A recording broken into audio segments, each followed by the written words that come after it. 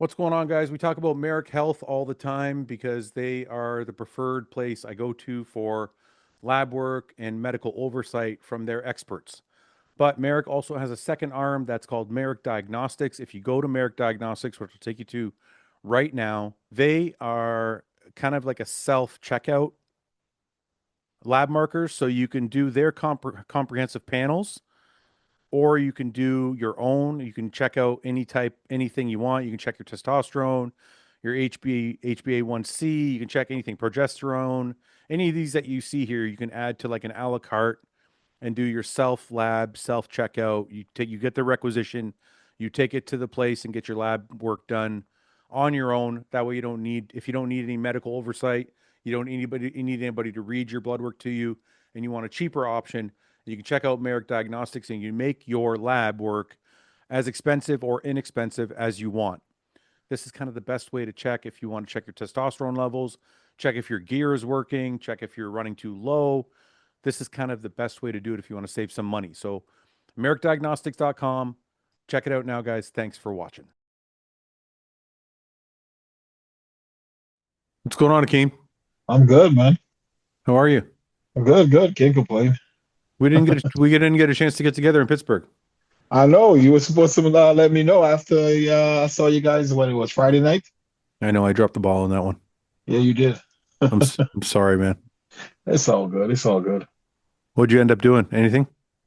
Not really. I just worked the booth. I went to the night show Yeah. for men's open bodybuilding, and then Sunday I watched guest posing from the expo. I didn't get into Yeah. What'd you think of the show? It was a great show. It was a great event. The expo was very well put together. The show was well put together and everything like that. It was a great event. All in all, it was a successful event. But what did you think of the show? Did you think Krizo deserved to win? I understand why they gave it to him. Well, I shouldn't say they gave it to him, but I understand why he won. Mm-hmm. Because I felt like he definitely sharpened it up from New York. Because I was there in New York. I saw him in New York.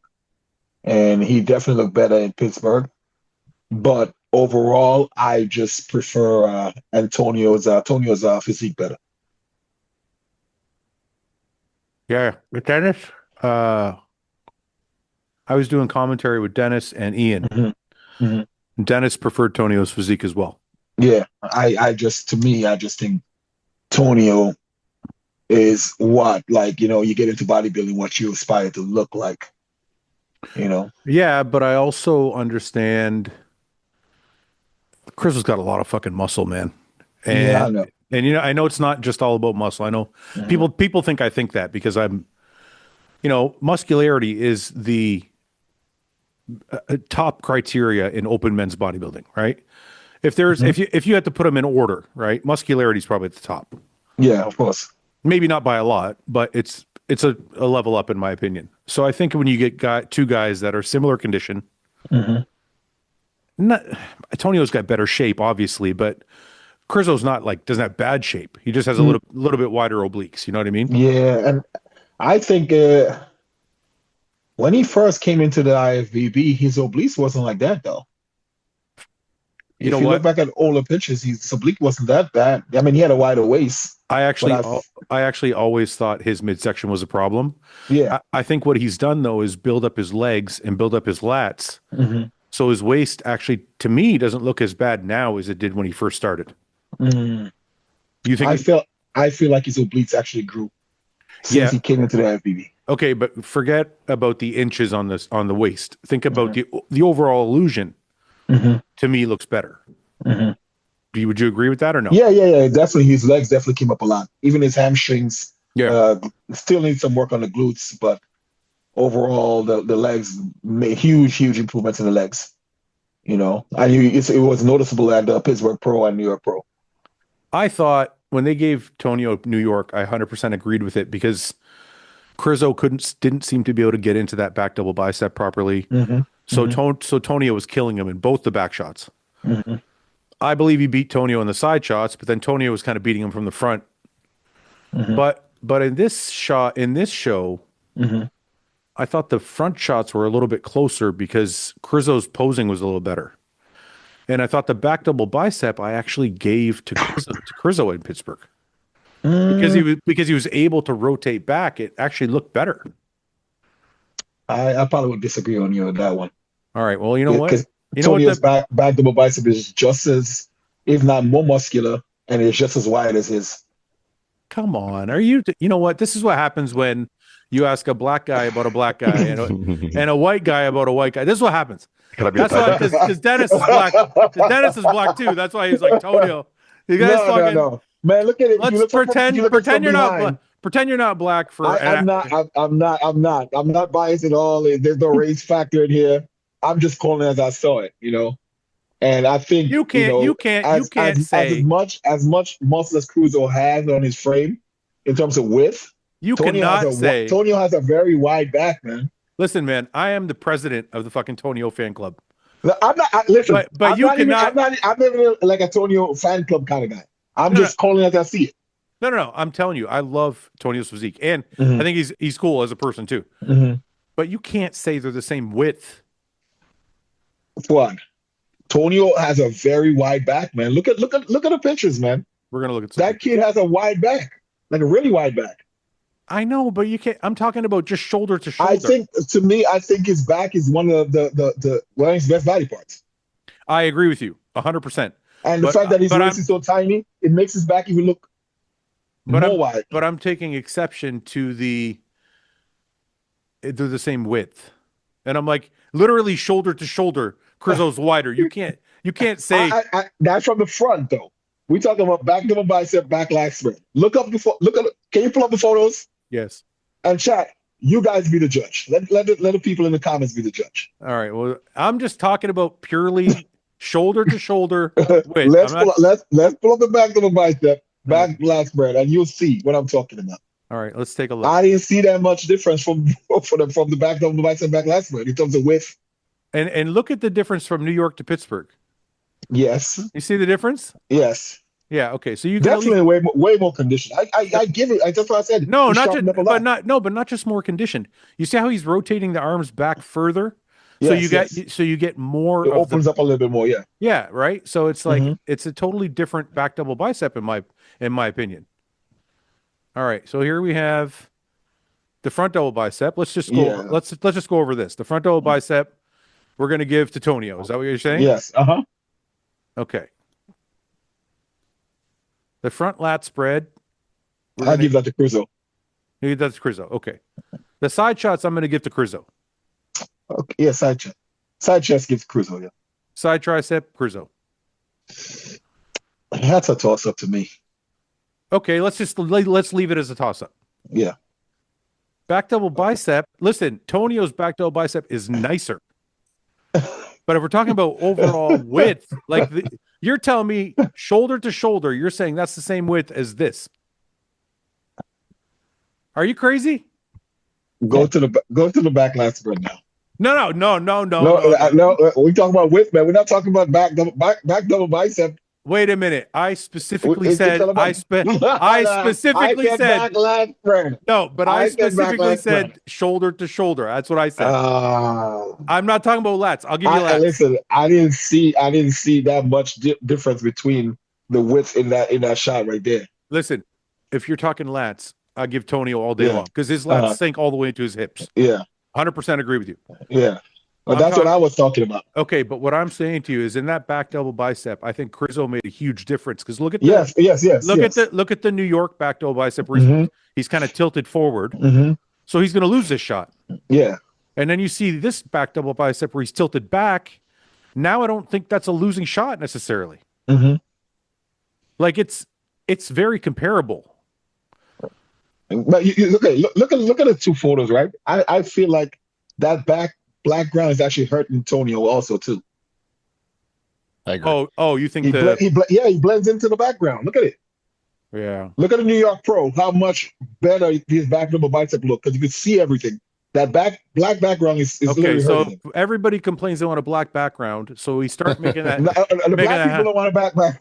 Black people want a white background.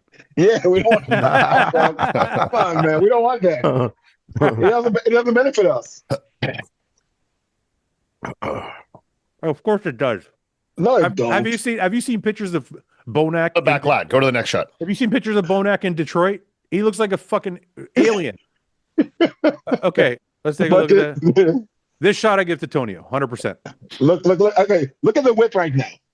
Let's be honest. But the width from Terry's to Terry's is wider on Krizo.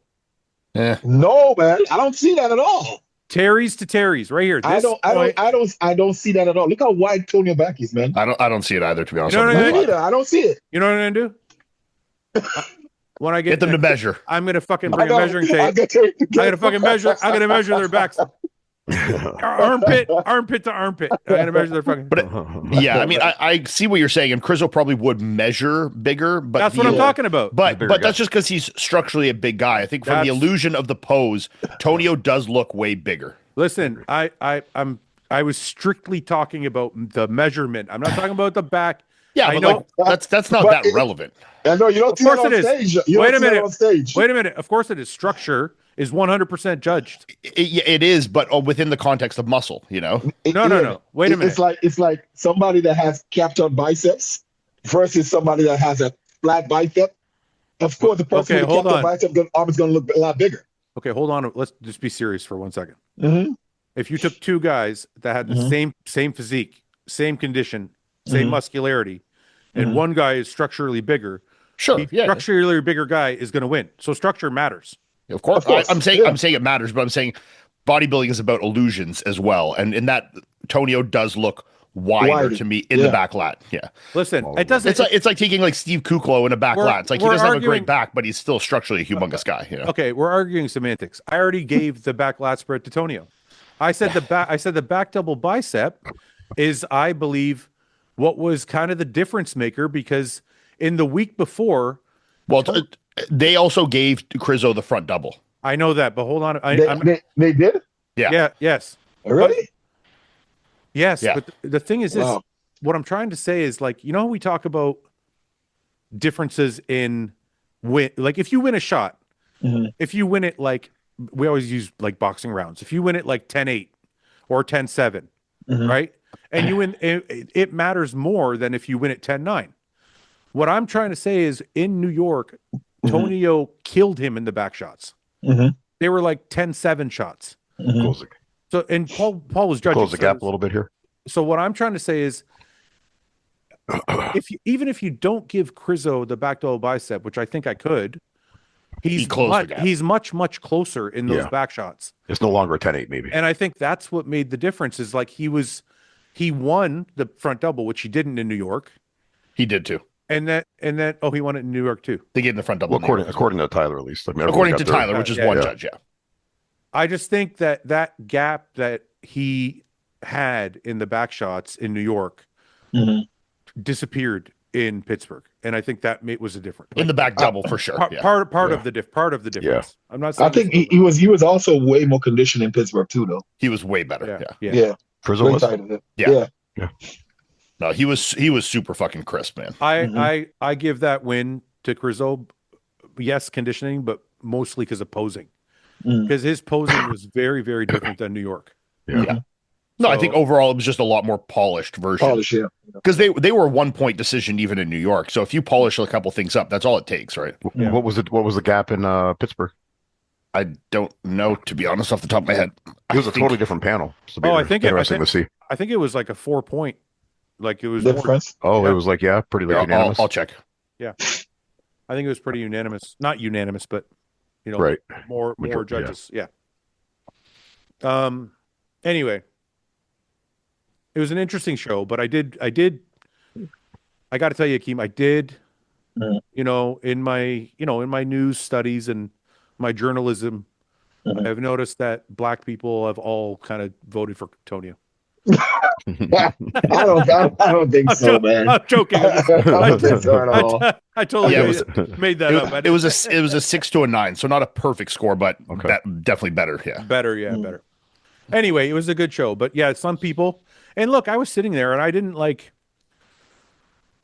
for whatever my judging knowledge is, I actually lean towards Tonio too. To believe, I'm just, I'm arguing the point because we're on a podcast. Yeah. But when I was sitting there, like me, Ian, and Dennis talked about it, Dennis was for sure Tonio. I was kind of leaning both ways. Mhm. I kind of had Tonio winning, but then they decided. But I can definitely see why they picked Krizo. I still don't understand how you won the front double bicep. Well, I'm telling you, the illusion. I think Akeem. It's like the leg. I think too, and what Tyler alluded to, and I said it when we were doing the live stream as well, is I don't think Tonio was quite as crisp in like the detail in his lower body at the show. Like it was not quite like, especially from the front, like the quad lines were a little bit more blurred out. Yeah. It wasn't quite as crisp. Like you can see it here. Like it's not quite as sharp. Where Krizo was sharper and he looked bigger and fuller too. So did you think Tonio was better in New York? I from the front he was, but from the back he was better in Pittsburgh. That's what I saw. Really? I agree with that. Yeah. Because I was really impressed with his look in New York. I don't know. Oh, I think it was very, very similar versions. He might have been a little bit fuller in Pittsburgh, a little hair sharper in like the front, like in the abs and in the quads in New York. Yeah. But I mean, it was very, very similar-esque in packages. When I look at Krizo's front double between the two shows, I see the same thing in the front double as the back double. He's rotating those wrists back a little further in the Pittsburgh show, and it's bringing up his shoulders and bringing up his rib cage. Giving him more taper. Which is giving him more taper. Because you see in the New York show, even though the angle is not kind of right, he's kind of those wrists are coming forward and the rib cage is coming down and making the waist look worse. Yeah, he was a lot better with his midsection control too. Yeah. His posing, like a side chest and like some of the ones that he gets a little shaky on, he was pretty solid on those. His posing improvements were like pretty evident for sure, especially for 1 week. And he kept it together like through the rounds. Well, yeah, I mean they only did them through 2 rounds, like each time, like 1 full round, swap them positions, 1 full round, not including. I'm just talking the 2-mans. Like when they did it, they also did groups of 4, whatever. But no, he held it together. Not as good as Tonio, but I mean definitely as good as 99% of the pro league would. That was the one thing I wish they would have done, because when Derek and Nick went head to head, they made him do 4 fucking rounds. Yeah, they obviously the show didn't think that was necessary. I know. Yeah, because I know. Ian, it wasn't as close to the. Ian, don't jump on me before I'm done.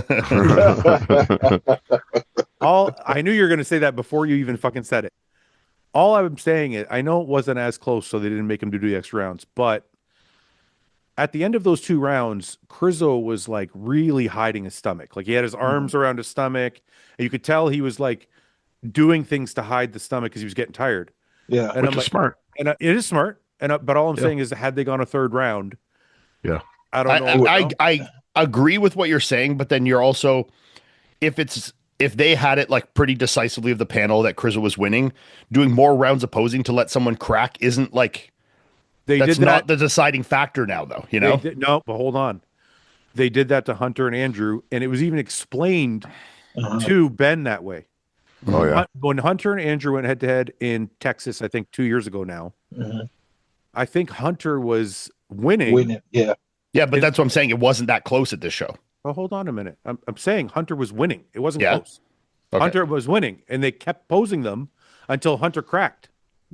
Yeah, I can see that. Like if you're saying it prejudged Hunter was winning, and then they came back for finals, and Andrew was a little closer, and then they posed him until someone cracks because it was closer at that round, that I can see that being used as a differentiating factor.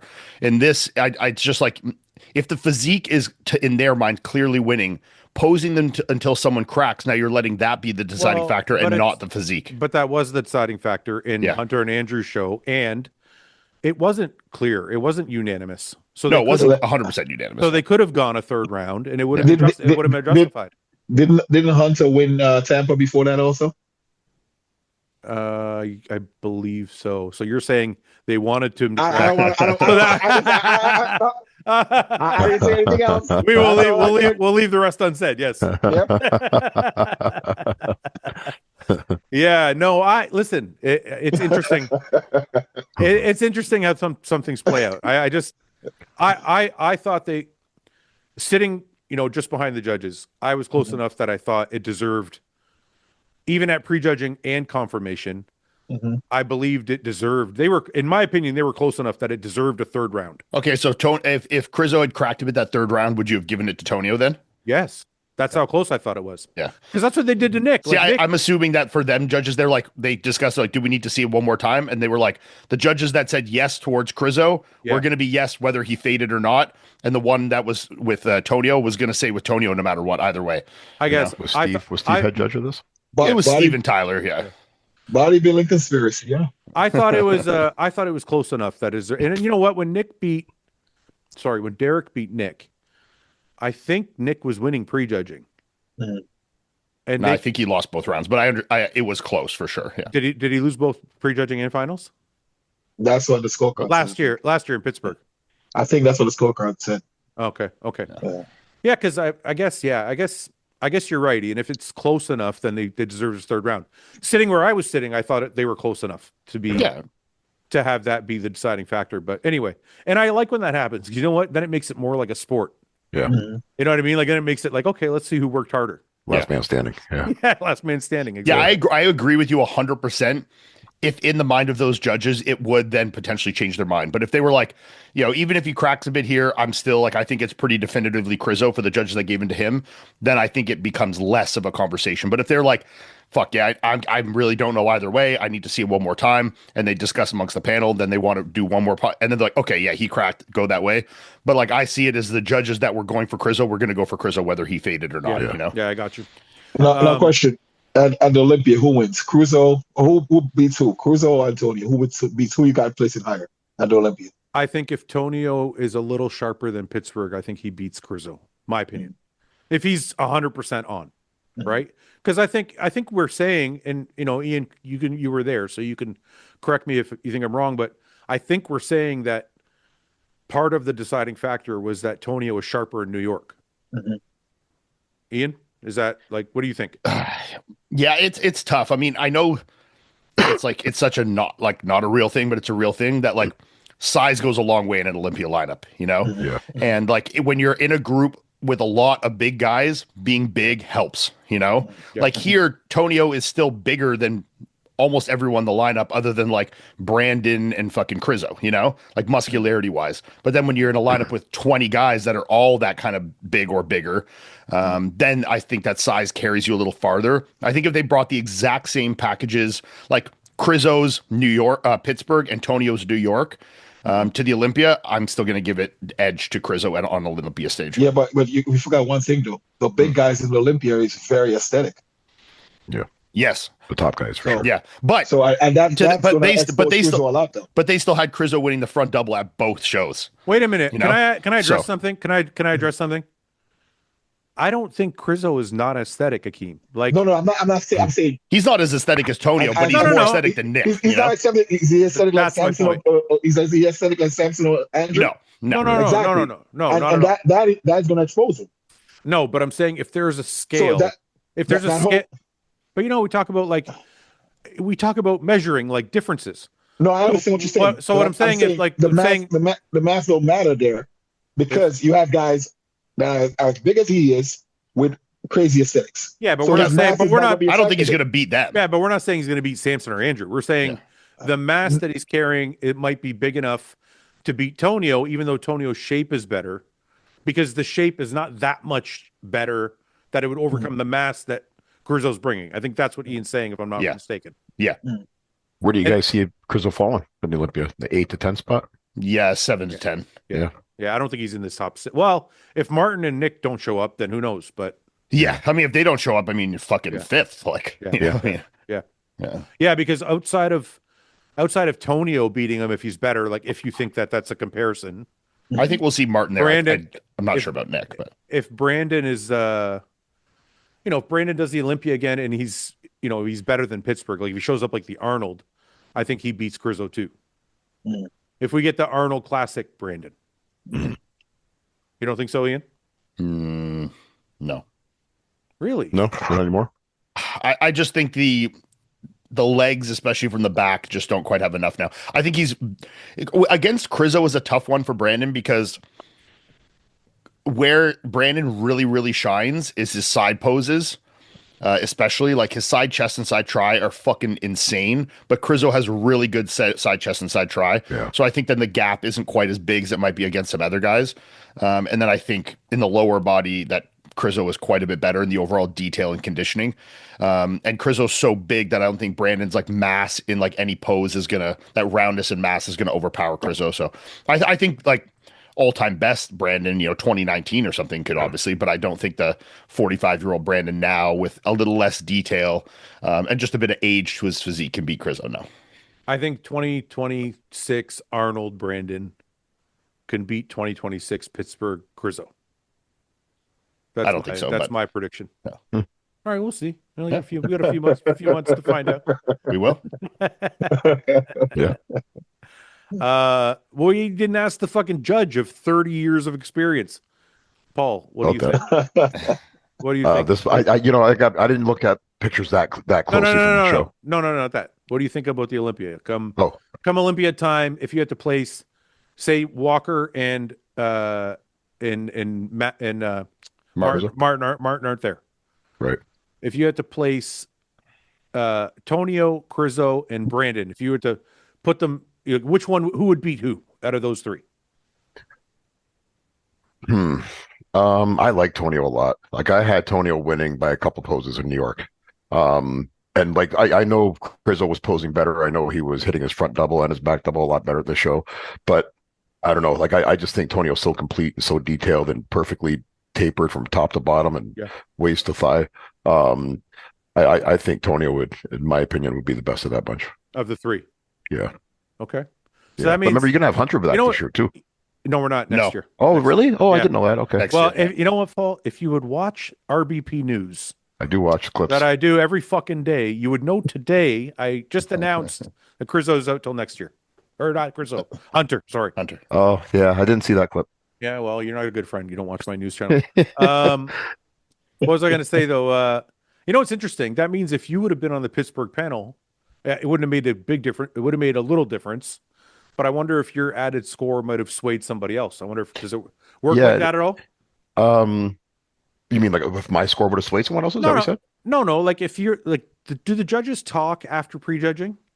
Yeah, well, I mean, it's not like a rule of thumb, but I mean, yeah, there's definitely conversations. Like I definitely discuss things with the judge who's next to me or both sides of me in some cases. So what I'm saying is, I do like to talk to the head judge, and this for me in New York it was Tyler. I'd like to talk to the head judge about things before and after prejudge.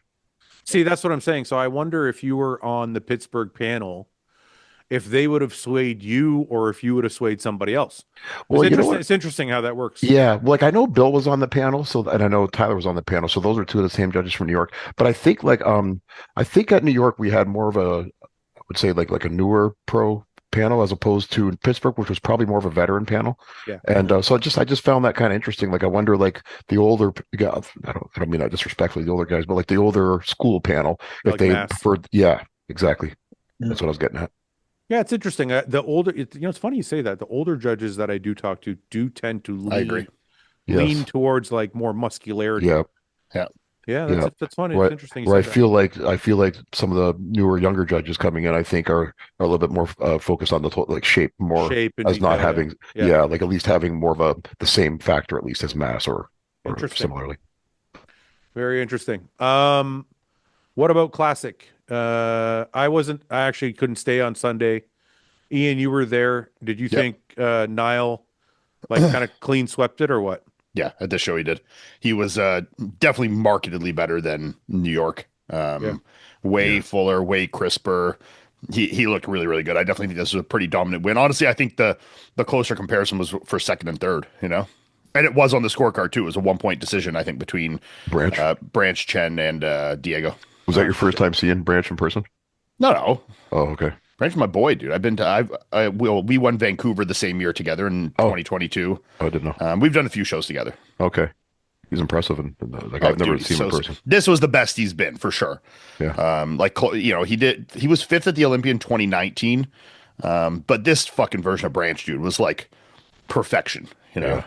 Ian is the king of the Branch Chen President Club. 100% I am. President of the Branch Chen fan club. Dude, sorry. look at this guy. Yeah. This is insane, dude. Yeah. And his lines clean lines. His lines were so much cleaner than everybody else's. Yeah. Like, look, he needs some muscle in the arms and the back. I agree 100%. And I think that's why he falls where he falls. But his lines are so crisp. He's got that really nice skin texture and quality, and the detail everywhere is just insane. His conditioning was insane. His peak was perfect. Like, Aceto peaked him fucking 100% perfectly for the show. What did you think? He could not have looked better. I don't want to overlook Diego. How was he at the show? He was good. I think he was similar to New York from what I can tell. Pretty comparable package. I mean, I wasn't there in person in New York, so I'm just judging this off pictures. He was really good. I mean, he just doesn't quite have the sharpness from the front that someone like Branch has, but then from the back, obviously, he really overpowers with muscularity. Yeah. But Branch was crisper from the back. Diego's just way more muscular, Yeah. Yeah. So that one, so interesting thing I want to ask you guys is, Niall was fifth up last year. Josema is not doing classic this year. He was fourth last year. So let's just say that bumps Niall up one spot. How does he compare to Terrence, Mike, and Ramon? Is he leagues behind? Is he right behind? Or is he maybe going to jump one or two of them? Like, what are we saying? I don't think he's quite there yet to beat Mike and Ramon. But I mean, I think he's definitely in the conversation in that top three. Like, How much do you think? So look, and I love Niall's physique, but we have to be, call objective. In my opinion, his really main flaw is just the clavicle width. Yeah. So how much, Paul, if you're judging and you're sitting, you judge Niall in New York, even though he wasn't at his best, you get a good sense of his physique. I judged him in Toronto a couple years ago too. Right. So you know exactly what he looks like. And how does that fare this year now against Terrence? Terrence is going to be a little bit bigger. Took the whole year off, so he's going to be more muscular. Mike, I think they've figured out their sorry to interrupt. I think Terrence is kind of playing catch up though, because I know he took the year off, but he was way downsized. Like he's been he was injury issues and some other stuff. Like he's not coming from like a big off season. Like he's coming from a downsize trying to grow up into the Olympia. I don't expect him to be at his best. Yeah, I didn't see him. I saw him in Pittsburgh. He didn't look. No, yeah. Yeah, he didn't look bigger. Okay, so hold on. So you guys don't think he's going to be any bigger at this year's Olympia than last year? No. Okay, fine. So let's take that. So if we take Niall, Terrence, Mike, and Ramon, Paul, what do you think? Now that, Mike, I think, has started to figure out the peak with his new weight cap, and Ramon is Ramon. He's fucking awesome. So where does Niall fit in there? Yeah. For me, I think it's from the back, not from Niall for me still. I think where he needs to bring up a little bit more still. I think if he can, then I think he can beat any of those three guys. But right now, if he brings that back up a little bit more, his current condition, going off his current look, though, I would say he can definitely challenge Terrence. I think he can probably even beat Terrence maybe with this look here. But I don't see him in Mike and Ramon's level just yet. I was extremely impressed with fucking Ramon. Yeah, his guest posing. Yeah, but how heavy was he though? You know what? I'm not talking about just like his condition. Obviously, he was in better condition than I think most people. Yeah, but it was I've never seen Ramon like that close up, and I was extremely impressed with just the fucking overall structure and shape. Like he is really that impressive. So I don't know if I don't think Niall can beat this. No. So we're talking not right now. No. Yeah, I mean, I don't know if honestly, even with, and I hate to say this, but even with more mass on his back, I don't know if Niall can beat Ramon. But Ramon is like so. What's his cutoff weight? Like he looks like he's almost over. He's over his cap. I know he's well over. But how is he gonna be able to make weight this year? Like he's putting on a lot of size. I think he's gonna make weight. So let's just say he's at the top of his cap. Right? Let's just say that's gonna be his physique forever. It might get harder, whatever, peaks are different, but that's his physique. Even with more mass, does anybody here think Niall can beat Ramon? Not this year, no. Yeah, not this year. But with more mass, you think he can? Yes. But Niall is also at his cap, so how does he do that? That's a tricky thing, getting better while staying within the conf. That's a challenge of classic. That's what I'm saying, right? So it's like, can he put on enough mass that he can still make weight to be able to beat Ramon? That's the trick. And I think it's mainly in the back, really. It's just you know, if you can I do think that. the arms still need some too, but I think that's less important than a good back in classic. Yeah. Right. Rakeem, what do you think? What they should do is increase the cap in plastic. No. Just get rid of the caps. No, don't fucking say that. I actually think the opposite. They should go back 5 pounds. No, you know what? Me and who's Sommerfeld's coach again? I forget. Fuck. Listen, man, you increase by 5. Who's Mike? fan? No, the UK. Neil Hill, isn't it? Neil. Oh, Neil. Yeah.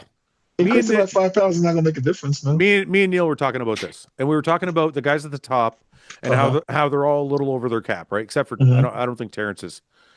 And what we were saying is like, if you just increase it 5 pounds, Yeah, and that's then, what I said. and then leave it there. That's it. And then, but this is the trick to it though. Everybody's got to weigh in the morning of the show. Okay. So you get to increase it 5 pounds, but there's no more. There's no more fucking. Because what we were saying is like everybody's cheating, right? Like they weigh in at like 220, and then they carb load. They add 240 on stage. They're 240 on stage. Yeah. So we're saying like it would be more fair if they just increase it 5 pounds, and everybody weighs in the morning of the show. That way, there's no fuckery. But will that lead to more potential problems? It's Like, more that dangerous. That means people. It's more. That's what I meant. It's more Yeah, but dangerous. what are people going to do? More extreme measures. Wait. Direct the piss out of themselves. Explain to me what happens. Well, like you have a full day to. No. You weigh in the morning of. Yeah, and I mean, like in the old scenario, like No, you no. have enough time to rehydrate. No, hold on. I'm saying the new scenario, right? Yeah. You increase it 5 pounds. You weigh in the morning of the show. What is the danger? And then you're on stage a couple hours later, an hour later. Yeah. Guys are more dehydrated going into the show now. So what do you mean? So what? They're Potential dehydrated problems anyway. They're Dehydrated, but more so. No. They're dehydrating to make weight anyway. Yeah, but then they have overnight at least to rehydrate a little bit before going on stage under the hot lights, under like So putting your what? body through strain. What are you talking I don't know. about? Just think you don't think it'd be more of a potential danger there? No. No. I used to go on stage fucking. I'm not gonna name the coach, but I didn't drink water for 2 fucking days straight. Yeah. Fucking. What are we talking about? Yeah. Listen. I honestly don't think there's any more danger in the sport. These guys are sucking down. They're 10 pounds over their weight cap, and they're fucking sauna, diuretics, whatever, to get on stage and make the weight.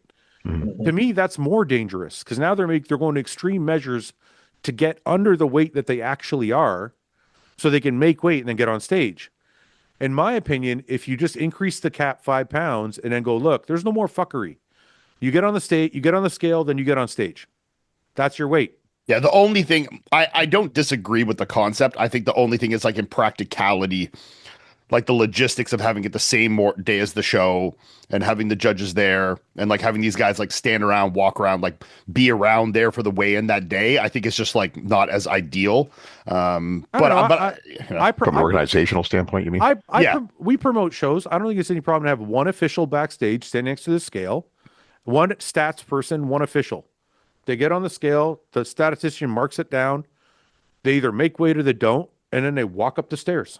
Yeah. Well, we used to do it a long time ago. We used to do weigh-ins in the morning. I think that would be fucking awesome. You have a camera backstage. People in the audience can see the fucking scale going on right before they get on stage. Think about the hype. That's actually smart. Yeah. Think Good about PR right there. Think about how fucking fun that would be for the audience. Yeah. You get guys like 1 minute before we go on stage. Fuck you! You didn't make weight. Beat it. Yeah. But then you got to give them 30 minutes to make weight or something. They got to go run and take a piss. You don't get that anymore. You get on the scale and you walk up the stairs. That's it. You have a lot of disappointed people. Think about how fun that would be for the audience, man. Yeah. Just put some glaze on them and put them on stage. I would love that. If I was sitting in the audience and there was a camera, like it was on the screen. Well, except for there's fucking 60 guys at the Olympia, which makes it AIDS to watch, but I get what you're saying. Yeah. Ian, There's stress on these guys now too on the stage. Don't you think that would be fun? Yeah, if there was 10 guys, it would be awesome. I think something like the Arnold could pull that off. But at the Olympia, when you have like 49 competitors and we sit there and watch them all weigh in, they come out like it's just fucking, it's making shit so long, dude. Like, Okay, Brian Powers, if you're listening, please do this at the Arnold. There's only 10 guys. It'd be fucking awesome. For the Arnold, it works, for sure. All right, we're going to do it in Detroit. There's no more 20. 24 hours. That's a pretty cool idea, though. Yeah. All right. Anyway, okay, on to the more important part of the show that I've been getting some heat for, obviously. The guest posing, which is like the mini Olympia, the Olympia before the Olympia. These are my shots that I took. You know what? Fuck bodybuilders, the borders. Actually, he gave me credit, so thank you. But I took these shots from the table. Uh-huh. Akeem, I already know Ian's thoughts. I want to know what you think. Well, Andrew looked like he's like 3-4 weeks out from the show. Yeah, I know. He's really still really in great condition. Yeah, but what do you see? But what do you see overall? I know Andrew's obviously in the best condition. Mm-hmm. SAMSON looked massive. Legs came up again. Yeah. I was actually quite impressed with Derek, the way Derek looked, especially when he turned around. I was like, wow, Me too. you know, he's pretty tight right now. Yeah. You know, like you said, SAMSON definitely made a lot of improvements, man. His back, triceps, legs, hamstrings are hanging right now. You know, if he could keep that size and just keep bringing it down and dialing it in, that'll be a dangerous SAMSON, man. You know, it's gonna be a fun Olympic to watch. Paul, what did you think? I didn't get your. I'm gonna get Ian. I'll get your thoughts after. I just want to hear what Paul thinks of the shots here. I mean, you weren't there, but you can just from the photos.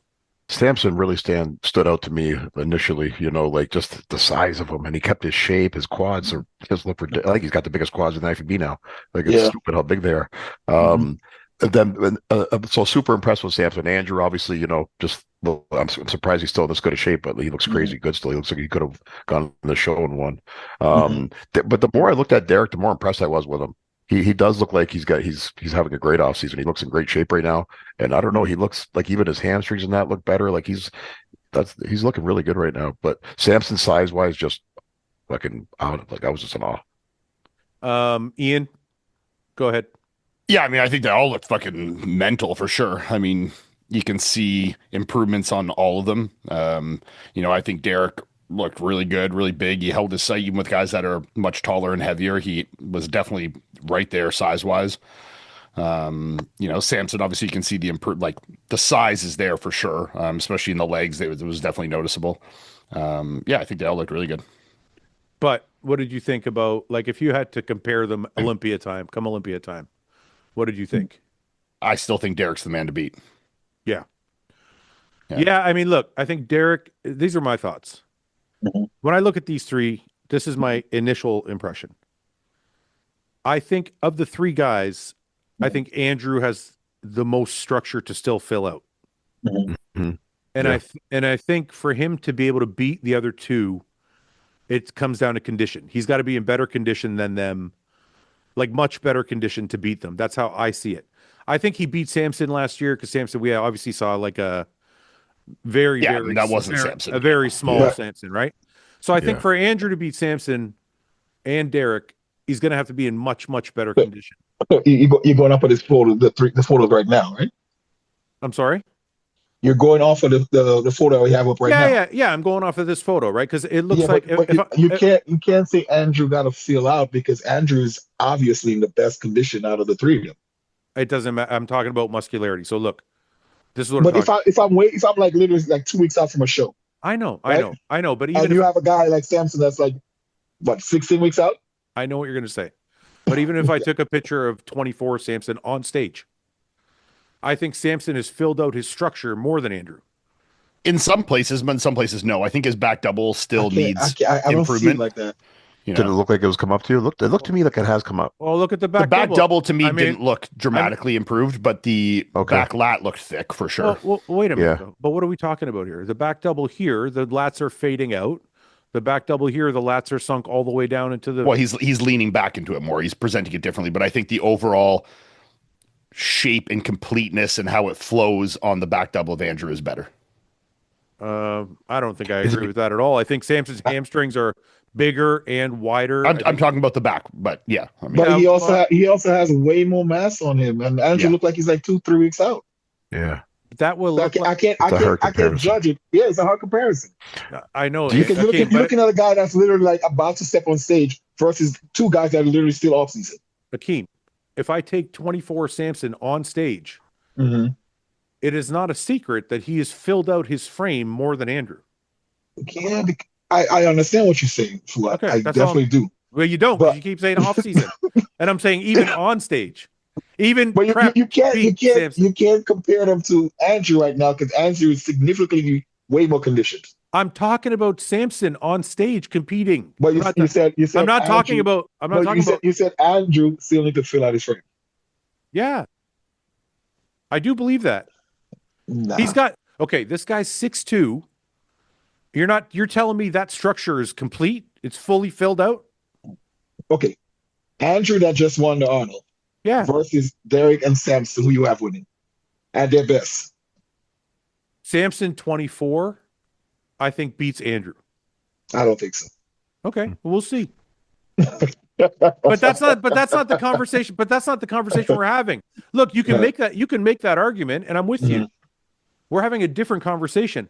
I'm saying Andrew being 6'2", he's a taller guy and has more frame to fill out. All I'm saying is Derek and Samson, not talking about the guest posing, talking about just them on stage. Okay. I think Derek and Samson have filled their structures out more so, and that's nothing against Andrew. Andrew's been bodybuilding less time, so I think he for sure is going to have less muscle built on that frame. He's been bodybuilding for less time than the other two. And Derek's fucking 5'6". Obviously, his physique is going to be. I think Derek is the most muscular in that sense, like most filled out his frame. I agree. I agree. But I think between Samson and Andrew, I don't think it's that, because like I think Andrew in some like his quads and stuff aren't as good as Samson's. I agree there, but I think I think from the back, the actual back is still better to me. So I think it's like they both have areas that need to improve to be fully filled out their frame. But hold on, this is the same argument we have when we talk about Derek and Nick Walker, when we talk about the back double bicep. When you look at a back double bicep, you're not just looking at just the back. No, but even from the waist down, I don't think that Samson's like that dominant over him. Come on. In the back double. No, I think it's a little better, but I also think he doesn't get in as good condition. So I think then it's like, I love how we keep moving the goalposts. We're talking. But conditioning matters for the presentation of a We're pose. talking about mass. Why all the Arabic guys always go for the Samson? We're trying to have a real. Listen, man, I'm fucking. This is the goalpost. I still think in a back double bicep, I still think Andrew beats Samson. Who wins the back lat? I don't think so. Lat spread. Back lat spread, I think is closer. You could probably give that to Samson. Yeah. I think. Just let me finish this point. Yeah. And, real quick, you guys already know what I'm going to say. We talk about Nick and Derek, and the whole back double bicep argument came up. All we said was, yes, Derek's back is better than Nick's, but when you include the hamstrings, the arms, everything else, then you go, oh, Nick Walker's back double bicep is actually better because it's more complete head to toe. I don't think it's the same, but I know what you're saying. Yeah, I think it's the same. I think the discrepancy between Derek's arms and lower body is bigger than it is between Andrew and Samson's. Wait, say that again? See, from the back here, I don't think Samson's arms are they don't look any bigger or better that much to me than Andrew's. I think the lower body is bigger for sure. I don't disparage that. But when we're talking about competitively on the stage in that pose, I still think Andrew is better in the back double bicep. Man, what I would say is shout out to the two tall black guys out there with calves, man. Yeah, right. Yeah, they're definitely winning in that department. I don't know. Like from the side, come on. From the side, Samson looks. You're telling me, Akeem, you're telling me this structure looks filled out to you? Well, what I was trying to say is, no. I can't judge Andrew. Don't change the argument. I can't. Okay. I asked you a specific question. Do you think that structure is filled out? That's all I'm asking you. Don't fucking talk about prep and off-season bullshit. I asked you a specific question. Is that structure filled out? It's complete. We're not going to see any better Andrew. That's it. If that wasn't an off-season Andrew up there, I guarantee you would look a lot different standing next to two guys that literally took off the whole year. I'll put it this way. Forget the fucking forget the guest posing. when we talk about Hottie, right? Mm-hmm. We say he's maxed out. Mm-hmm. That's not a negative term. When Mhm. I say Hottie's maxed out, all I'm saying is on that structure, that is the most muscle we're going to see on that frame. That's it. He's peaked. Like he filled it out everywhere. All I'm saying is Andrew has still areas he could fill out that will make him even way more impressive. What does that have to do with anything, though? Are we just saying we're just comparing which one is more filled out or which one's actually better on stage? No, well, the reason I'm saying that, I think Fouad is missing the point, because how much of that is going to stay with them come Olympia stage? the reason I'm making that point, Ian, is because I believe the guy when you're talking about guys, okay, this is why I'm making this point.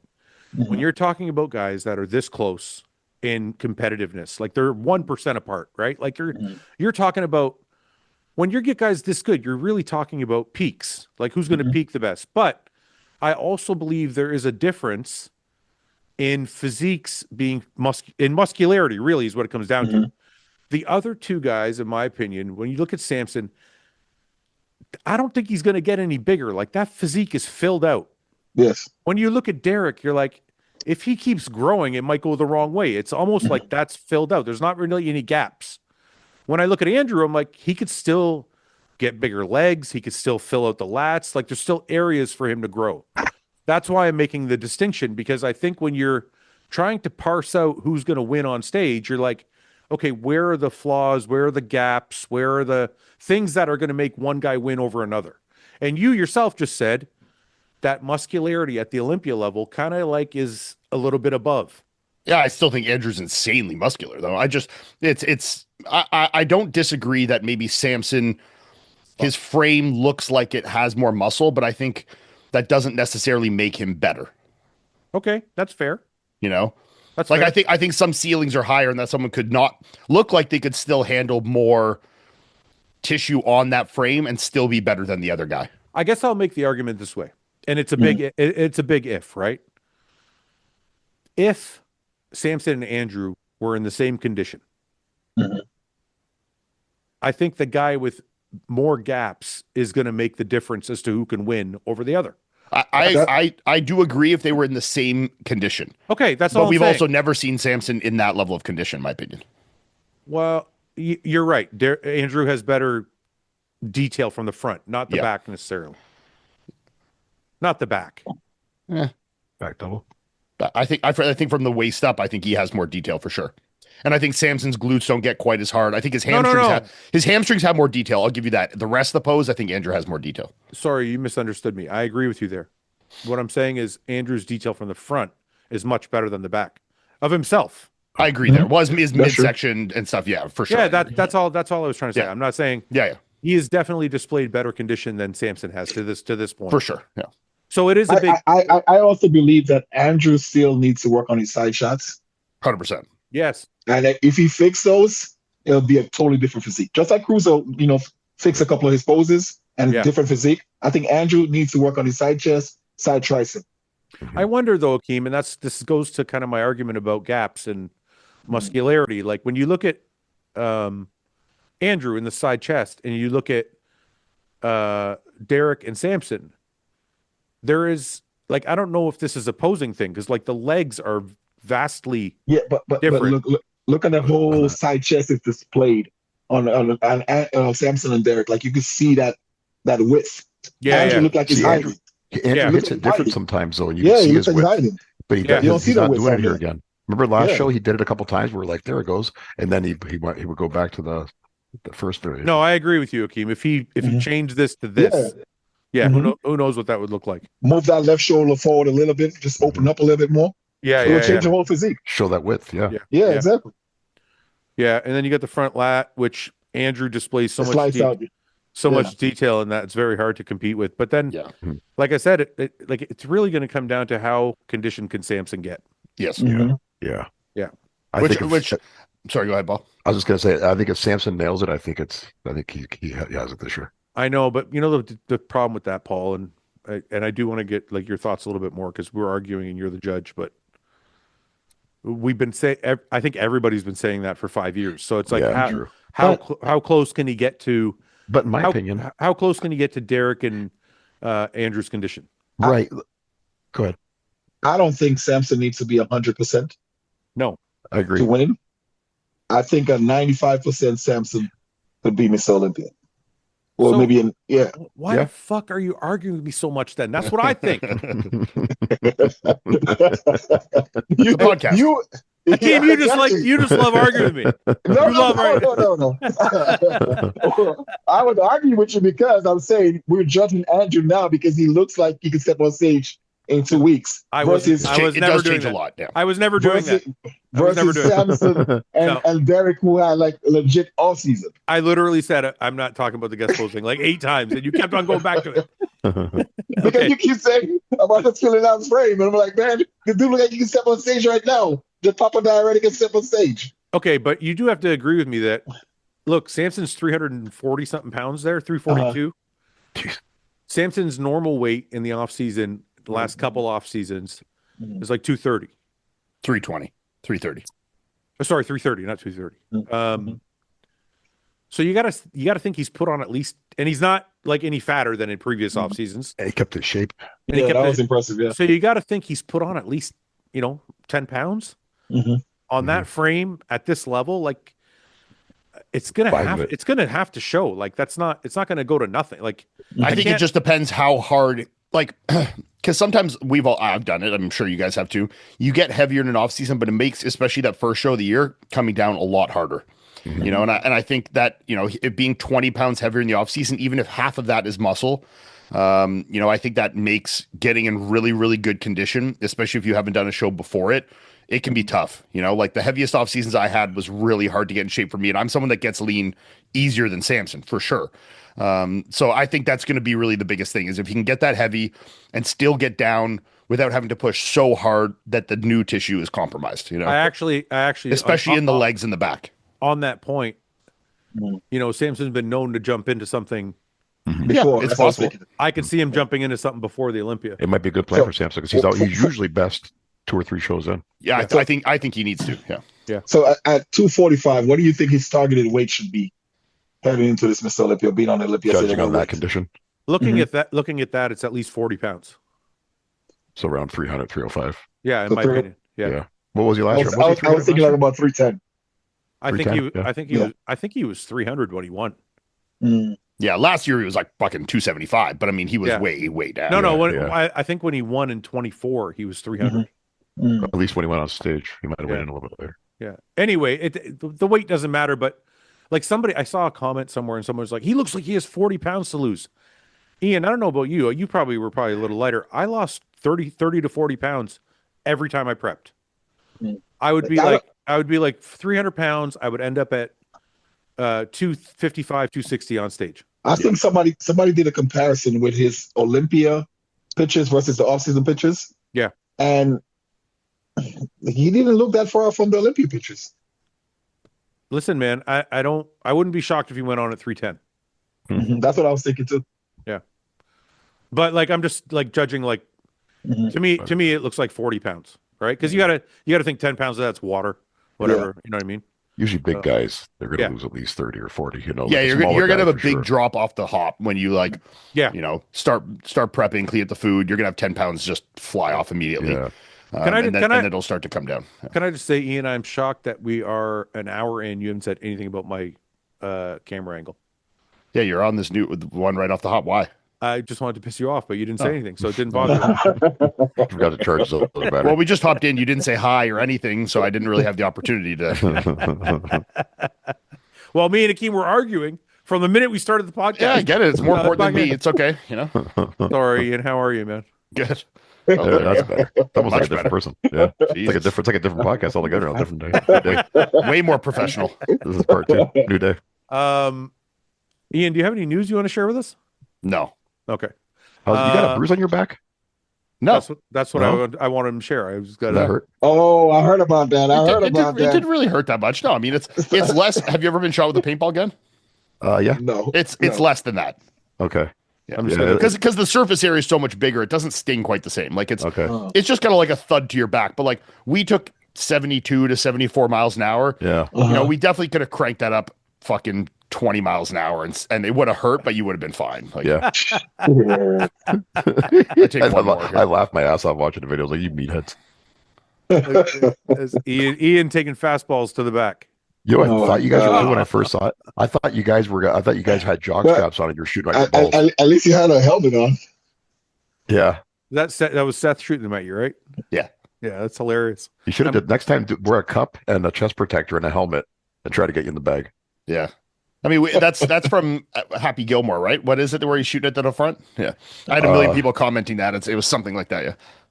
Yeah. But no, it was fun. Yeah, just fucking boys being idiots, you know?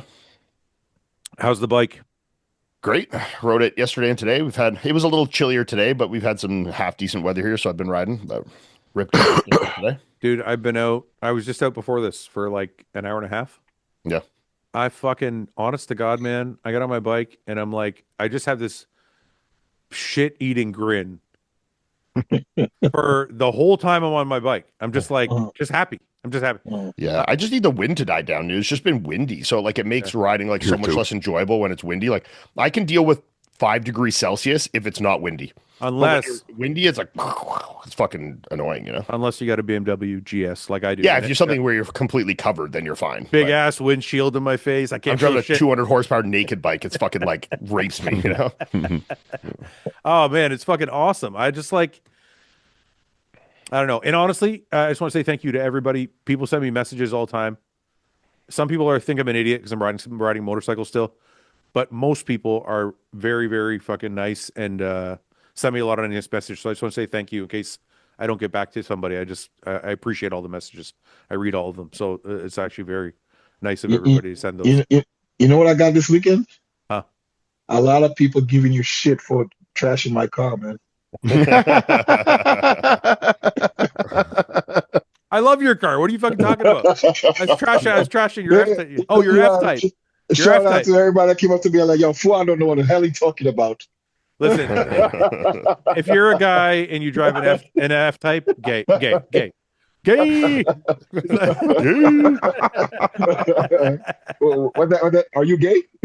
Yeah. Why are you gay? Why are you Why are you Why gay? are you gay? Yeah, why are you gay?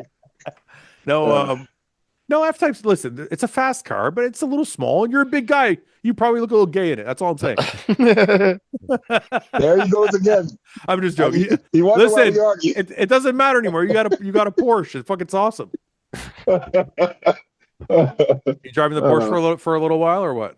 I took it out when I got back from Pittsburgh. I took it out for a little bit. Do you ever just take it out and just fucking drive around, just enjoy yourself? Yeah, that's what I did on was it Tuesday or Wednesday? Tuesday. I think some people don't understand that. Yeah. My wife said to me, Mm. she asked me that I came back from a motorcycle ride. She goes, "Where'd you go?" Mm. I said, "I went to Amherstburg. There's a little city like, I don't know, 40 minutes, half an hour outside of Is where that I like live." where the Tim Hortons is that we went to? Yeah, exactly. Yeah. So like I usually just take the same fucking road every day, do the same ride. I go do this loop. And she goes, "You did that yesterday." I go, "Yeah." I go, "Yeah." She goes, It's a new adventure every time, you know. "Don't you think Women don't understand that. don't you get bored?" I'm like, "No." I put my music on. I have Corn playing in my ear. I'm screaming it in my helmet as I drive, 50 miles an hour down the road. I'll give you a funny story. So there's a gas station that's maybe like about 5-6 miles from me. Yeah. But for some reason, the gas prices there are like fucking way cheaper. Yeah. Right, water So, down. so around the corner from me, there's a gas station, and Super is like about maybe like $5.25 Yeah. a gallon. Yeah. That gas station is under $5, but it's like 6-7 miles away. Yeah. But in my head, I'm thinking like I'm It's gonna cheaper. drive all the way. You're gonna waste more gas going there. Yeah. I know, but for some reason, it's just the principle of it, man. And I'm driving, and I'm thinking in my head, like, that money you're saving on gas is literally burned up by the time you get to the gas station, Yeah. fill up, and At leave. least you got to enjoy the money. But though. you enjoyed the drive going there. So it's all So, right. yeah, so that just was give my it to- experience on Tuesday. Here's I'm like, the I'm funny- gonna drive all the way to that gas station to fill up. So when my wife had it, we had a 3-wheeler that she would Uh-huh. ride and I would ride a motorcycle, and she would follow me. So a couple times we went and did that same loop that I always do, Mhm. and she goes, "Why are we here again?"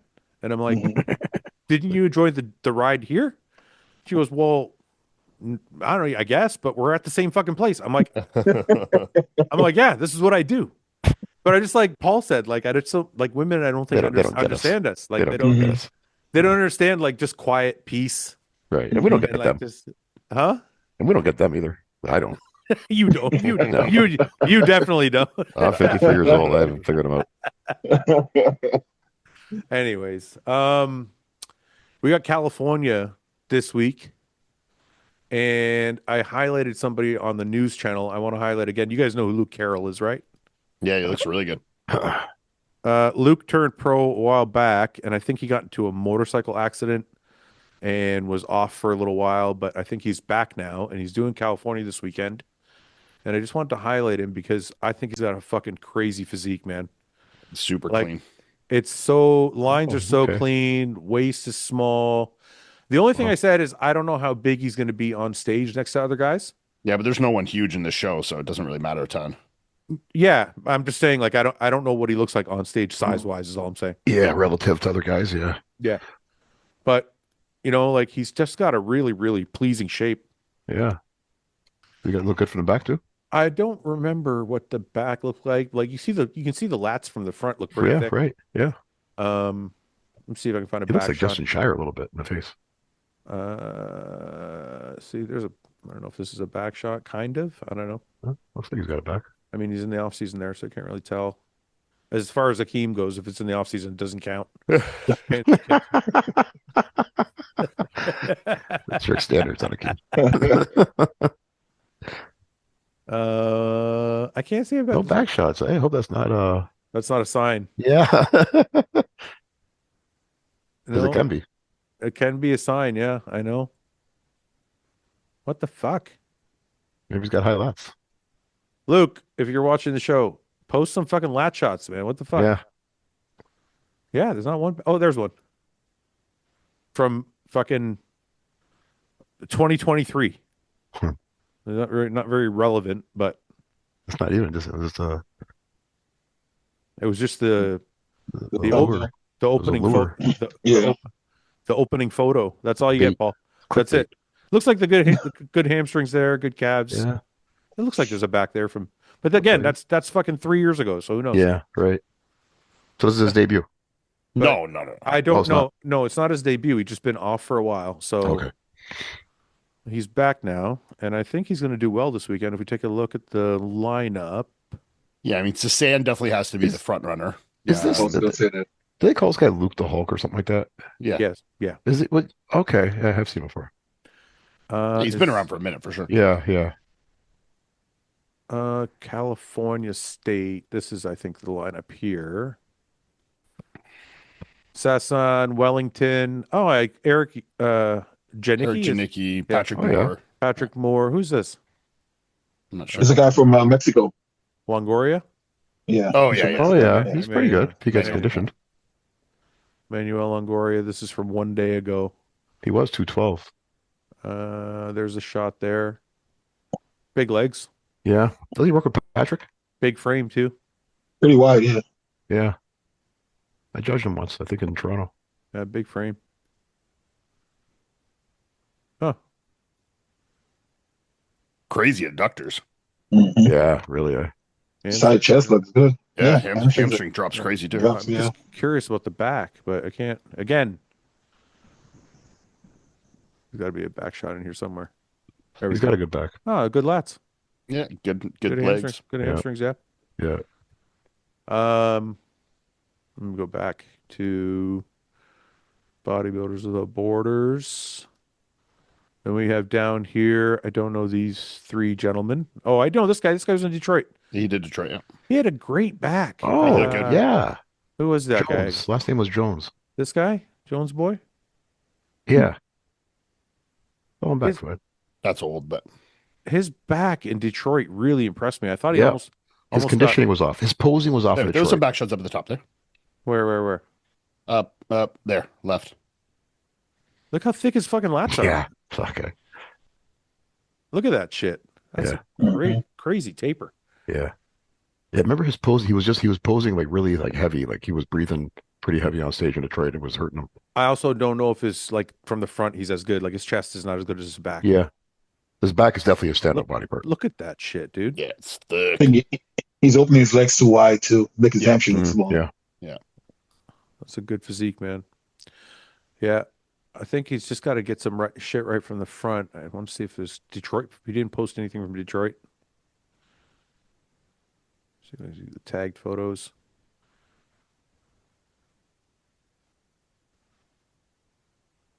There's some more back pictures. There's one from the front. It's off season though. I mean, still you can see the shape. It's crazy. Like wide sweep, tiny waist. He has like Yeah. quads like Nathan Actually- Asher. Actually, chest. I was looking- literally just thinking that he kind of looks like Yeah. Nathan Dash. Nathan Asher, yeah. Yeah, Yeah, I was that's- just thinking that, and then you said it. That's crazy. He's Mhm. actually got a really thick chest. I'm wrong. Yeah. Yeah, no, really, I think his biggest issue in Detroit was he was just like the stomach breathing a little bit. Yeah. Held him back a little. You know, it was like upper abdomen was a little bit distended, but I just remember seeing his physique and really liking it. no, he was impressive for sure. Mhm. You see, like what? Look at what, if he keeps that pose and do the back double bicep in that stance, Yeah. he look a lot better versus putting his legs back so far. God damn. Yeah, back's super thick. That's crazy. Well, I hope he brings it, man. It's cool to see guys with like crazy physiques all Yeah, it's a lineup he could do all right in. Back to this then. Chris Jones, right? Chris Yeah, I Jones. think it's That's Chris, it. Yeah, yeah. Chris Jones. Who's Yeah. the second picture up there at the top? That's Wellington. Wellington, yeah. Oh yeah, he's good too. Yeah. He was good, man. He's very balanced. He obviously needs Yeah. a bit more size, but the balance was really nice. Pretty complete physique. You know, condition needs to improve a little, but I really like him. I thought it was the back. I didn't think his lats were that great. That was the only thing that was kind of stood out to me. He has Like- amazing quads. His quads are really good. Didn't he get Yeah. second at FIBO? I thought everything was there except for like the lats. I thought were a little bit behind. He was second in Brazil. Oh, okay. Let's see if he turns here. Yeah, it's just a little thin back Yeah, here. a little thin, but Mhm. But everything else really is there. nice round physique. Yeah. Yeah. Most muscular was super good. Good from the front. Good side shots. The chest is thick as fuck. Should be Sass's show to win the way. I think so too, yeah.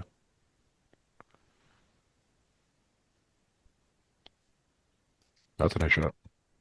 All of his dude, I'm telling you, like everything, it was just the back. I thought it was the only thing that kind of held him back. And like Ian said, the overall size. I Yeah. thought, he just needs to be a little bit bigger, stand next to some people like, like Tonio and Brandon. These guys are Yeah, like the arms a bit there, like just Yeah. that kind of stuff. Right. Yeah, it's good. It's good side chest. No, he looked really good. I have no idea what's going on, but I noticed so many pros nowadays don't have bicep peak, man. Yeah. Yeah. It's crazy. You think they're What do you think that's to us? I don't know what it is, but a lot of pros nowadays don't have no bicep peak. One sec, I just want to see this. Yeah, see, this was the area that I thought.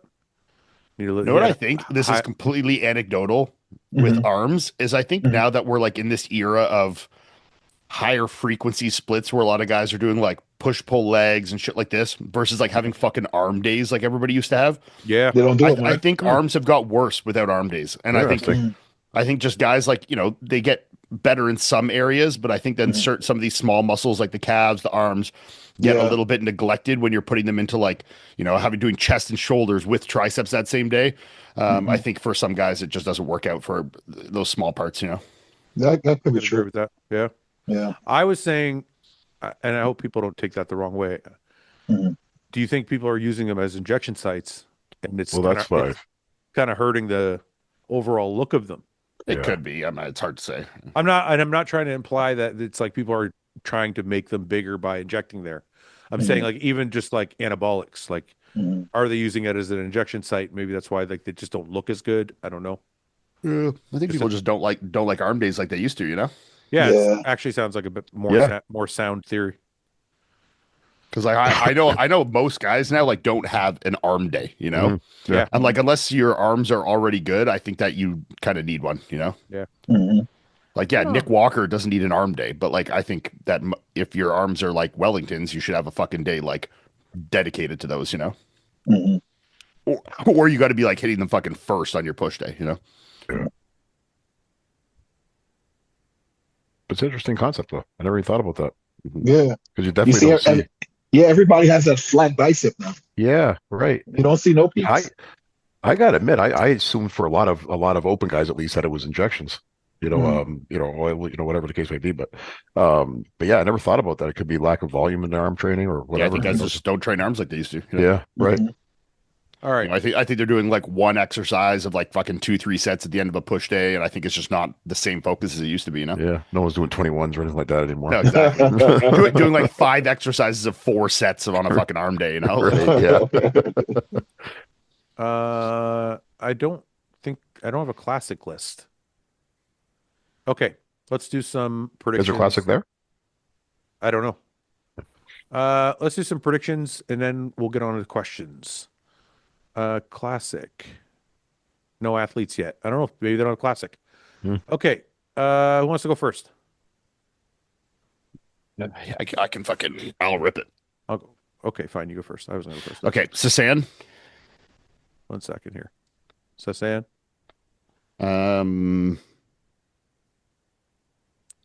You know what? We've doubted him sometimes. I'm gonna give our boy the benefit of the doubt. I'm gonna put fucking Janicki in second. Ooh. Really? Yeah, fuck it. You know, Balls on you, Ian. I mean, he was 4th at Toronto last year in his pro debut. So Yeah. you know, Yeah, I'll give him the benefit of the doubt on this one, and we'll see what happens. And he's going to be a lot better. He's had a whole Okay, offseason. then I'm gonna put Before I put Patrick in second. I'm gonna put Wellington 3rd. Wellington. There he is. I'm gonna put Patrick 4th, Luke Carroll 5th,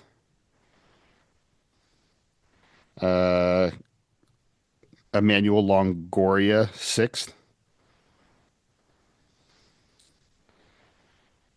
Chris Jones 7th.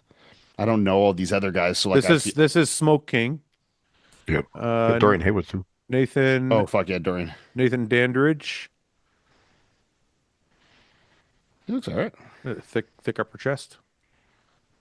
Give you an idea what it looks like. Okay, Okay. a little too small for me. And we have Andy Scott. Andy Scott here. Oh, he looks good. Yeah. It's thick.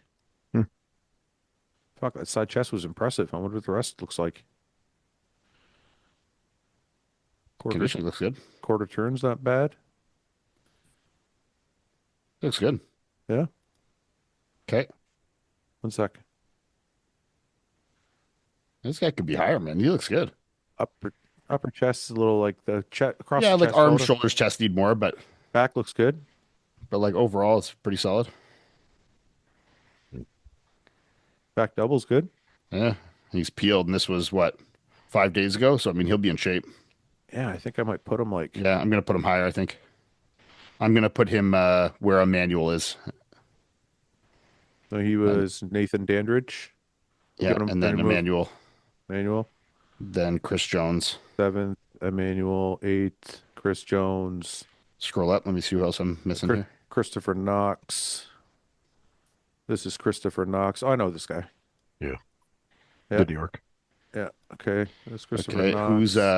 who's Roy Evans again? We know who Walter Oh, Martin he's is. been around for a while, Ravens. Yeah, Roy Evans. I definitely know who he is, but I just Oh, I know Roy Evans. I'm gonna Yeah. put him higher for sure. He's been looking pretty good. Look at this shit. I haven't seen him in a couple years, I don't think. Just worried about the conditioning, but like, I love the shape of this guy's physique. Whatever happened to that fucking huge ass guy? Fuck. What the fuck was his name? He was like the biggest fucking dude ever. Who's this dude? I did Tampa with him in 2019, I think. Paul, you think he's got a back? Bro, we talking about Okay, but- Shad Are Rashid? we betting money? Rashid Oldiker. Oh yeah, okay. I Yeah, have I no remember idea. him. What happened to that guy? He was fucking dope, man. Massive, yeah, he's massive. Oh shit, who the fuck is this guy? It was great from the front. Is this guy doing the show? Mm-hmm. He looks like a 212 guy to me. He looks sick. I know. Look at the last. Does he have an Asian back? Can we see the back? There's no back.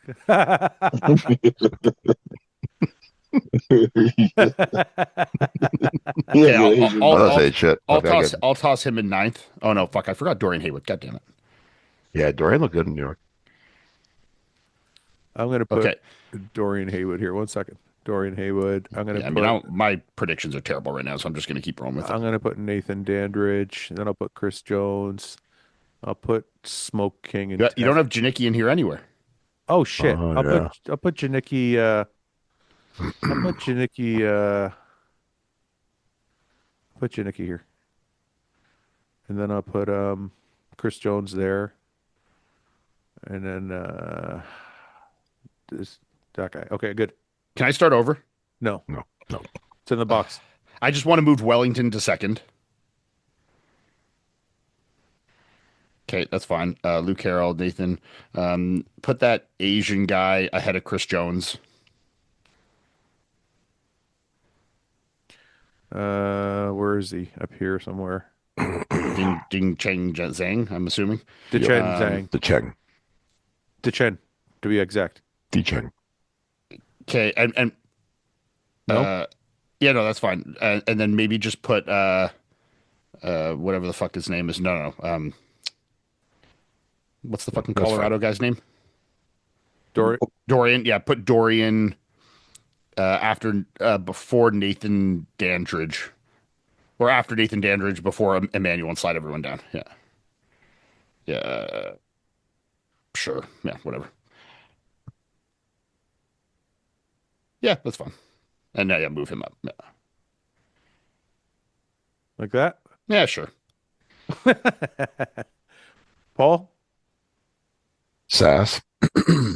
Wellington. Patrick. Whoa. Sass. Wellington. Mm-hmm. Patrick.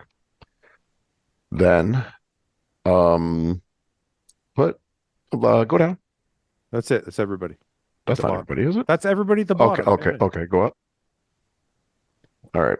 I'm gonna go Longoria Where is he? on the bottom, or near the bottom.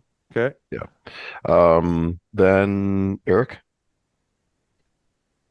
Janicki. Or no, I'm gonna go Dorian, then Eric Janicki. Oh, I forgot about Lucas Carroll. Too late. It's in the box. How Lucas come you Carroll. didn't get like fucking? Okay. Who's left here? Who do I got left? Three Ray more. Evans. Who else? 3 more.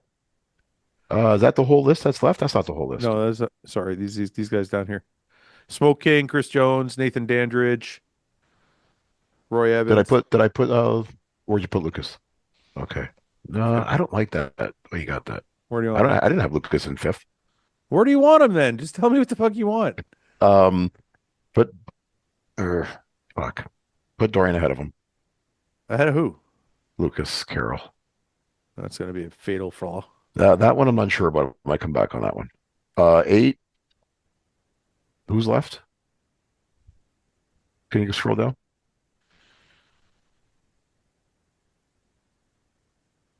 Okay, I still got a place. I want to put Walter Martin in there. Andy Scott's that guy we looked at? Yes. Oh, still that Asian guy too, eh? Okay, Andy Scott, Asian guy. DeCheng, sorry. You're fucking shit sucks, dude. Yeah. Well, let's leave that open for now. No, that's it. move a That's in couple the box. things around Too late. Sorry. Hakeem, go ahead. I'll put Sauce first. Sass. I want to go Patrick second, but I think I'll put Wellington second. This is how many shows in a row for Patrick? Or this year so far? Fourth or fifth? Fifth. Yeah, at least 4, I think. Go ahead. Fourth. It's fourth. No, go ahead. Let's see. Who do you want fourth? I'll do Chris Jones in fourth. Okay. Oh, I forgot about Chris Jones. Too bad. Too late. I'll put I'm not coming out here anymore. what's the Asian guy's name again? DeCheng. Yeah, I'll put him in fifth. Okay. Oh.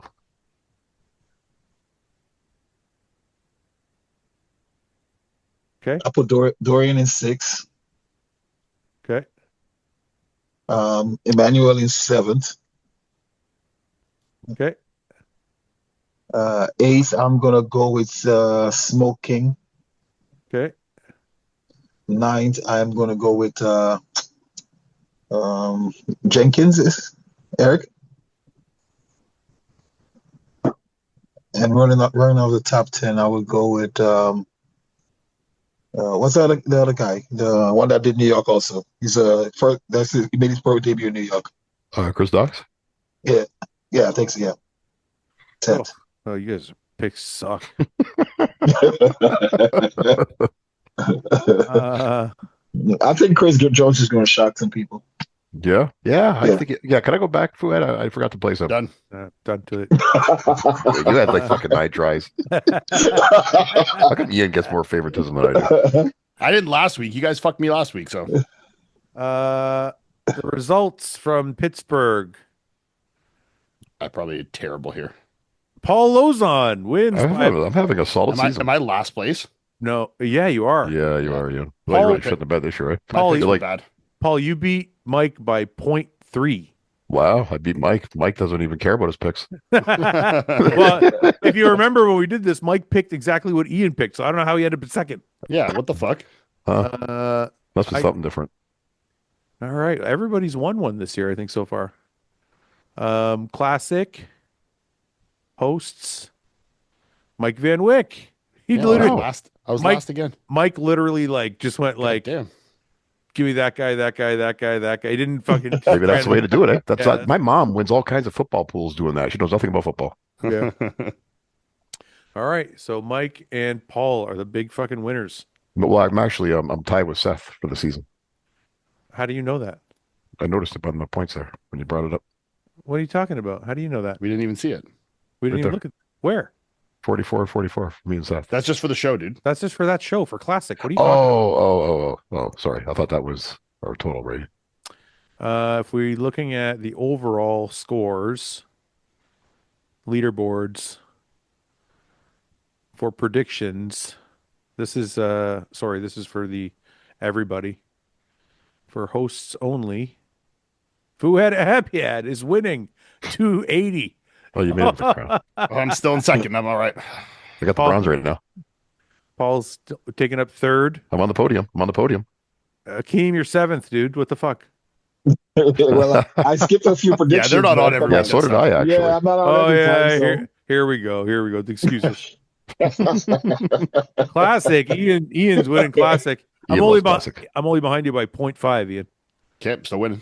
Paul, you're I down. didn't fit. Paul, you're down by 10 points. But I should have an asterisk because I had to sit out in New York. No, there's no asterisks. You're just down by 10 points. I'm gonna add an asterisk on mine. I'm gonna message your computer guy. Message the webmaster. Is it Suki?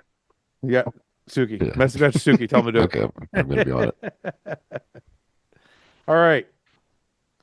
Let's do some questions. What's going on, guys? I just want to break away to show you one of our sponsors, David Protein.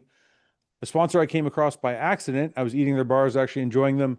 They contacted me because they saw me enjoying their bars. And so we are now partners. If you go to their page, David Protein, you see here, if you buy 4 boxes, you get the 5th one free. Chocolate chip cookie dough is probably my favorite. Guys, if you want a good snack, they taste really good. 28 grams of protein, just about 30 grams, 150 calories, 0 fat. It's like it fits into your macro count almost perfectly to help you top up that protein count by the end of the day.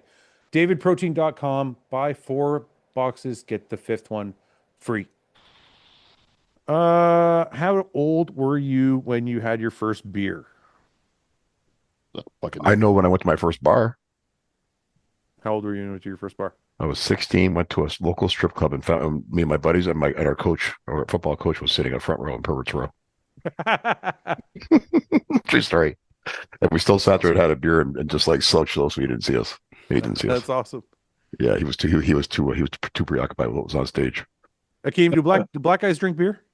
I don't drink at all, so that question don't apply to me. I'm totally fucking joking. I'm sorry. Just cold 45. Yeah. big guy, tall boy. 40 ounce, yeah. 40 Yeah, ounce. yeah. You don't drink at all, Akeem? No, I don't drink at all. No, Ever? ever. You've never had a beer? No. Never had a Never had drink, never a wine, nothing. Really? Nothing. No. Will you get drunk with me? No, I don't drink at all, man. You ever smoke a game? No. Really? Yeah. Wow, Man. you're pure. You're totally pure. Smoke a cigarette, a cigar, a joint, nothing? Joint. Really? Mm, Wow. You ever eat some mushrooms? no. I know you got a coke habit. No, Yeah, but I you don't can't. ever- You no, I can't. don't You were a have French coke model. habit. When he said he smoked cigarettes, there's no way he's ever done coke. Yeah, that's true. Yeah. The way you're sniffing lines of coke and not smoking cigarettes. Ian very stuff. Yeah, if you're sniffing coke, you're fucking Yeah. smoking a pack of cigarettes for Yeah, sure. 100%. Yeah. Okay, can I ask, is it religious? Is it just like, what is it? I think growing up and seeing some of the stuff that my father did, I didn't want to go down the same path. Really? Yeah. Do you want to talk about that at all? Mm. We can just leave it at that. Like I didn't want to go down the same path as my dad. Okay. So he was into the drinking, smoking, all this other stuff, and I didn't like the person that he became, I understand. so to speak. So me growing up, and even my younger brother, we just followed a different path from him. So Your brother doesn't drink or anything either. no, If That's it, just one you brother? No if you- sisters or nothing? one brother. Yeah. if you date a chick that drinks, are you cool or no? Yeah, I'm cool with that. If you drink, that's on you. But What if just she's- don't like try to start convincing me I got to drink too. So, What if she smokes Then, weed? so- then I'll so- draw wait, the line with that. Paul, wait a minute. Mhm. So you got one of your girls at your house that you always got, right? Random comes over, Mhm. and she's. Just go down the Rolodex. I got- know, right? Take one I for got- that night. One of my girls, like Shirley Brown. I got Really? I got to keep in trouble last week. Oh, really? Yeah, I'm sorry, man. So, anyways, girl comes over. Mhm. She's a 10. You love her. Uh-huh. She busts out a glass of wine, a bottle of wine, starts getting fucking hammered. And a blunt. Are you okay? Paul you just want the weed in there. I just right? want to know if Akeem would date me. Can you just stop with the weed for a second? Let me just ask Paul a question. Uh, I know you smoke weed, but would you really want a girl that smokes weed? No, I don't Yeah. want to smoke in my stash. Yeah. Start buying more. Can we go back to Akeem, please? I'm interested. If she starts getting drunk, do you kick her out or are you okay? no, I'm okay with that. That's her choice, I'm What- not gonna. What if she gets drunk a lot? That's a hard one because I dated somebody that drank a lot. Yeah, it is a hard one. I think You to know, me it's yeah, more. it's- I think to me it's kind of like what Akeem said like before. It's what kind of person they become when they drink. Yeah. Exactly. If she's Like I've super annoying drank with when some she's girls drinking. that like don't drink that often, but when they drink, they're fucking insufferable.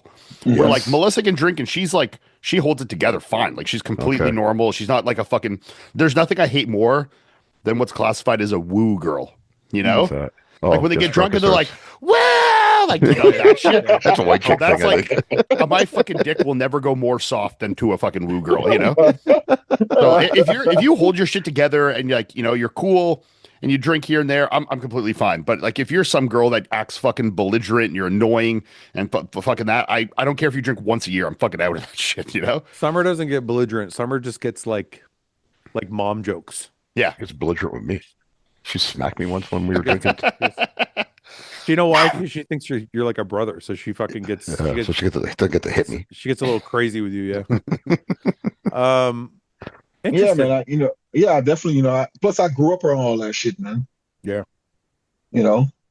And one of my somebody I really look up to. Yeah.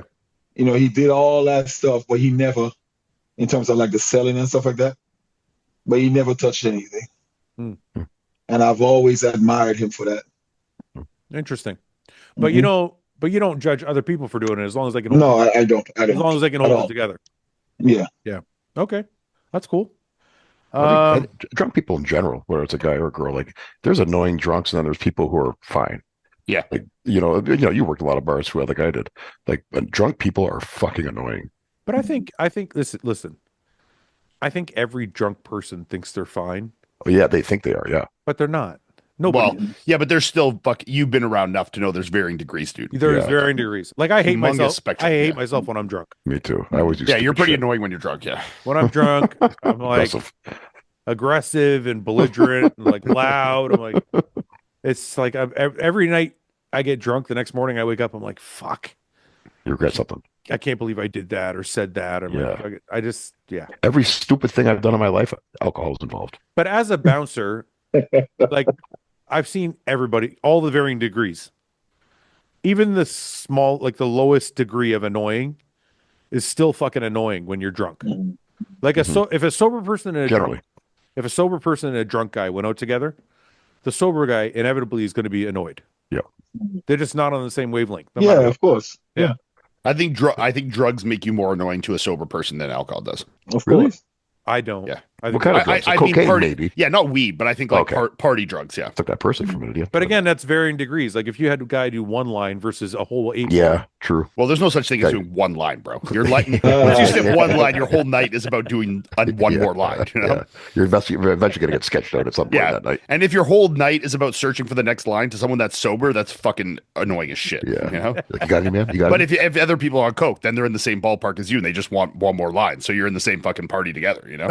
You ever been around that one guy that thinks that everyone's like holding out on him? Like that? Oh, yeah, of course. Yeah.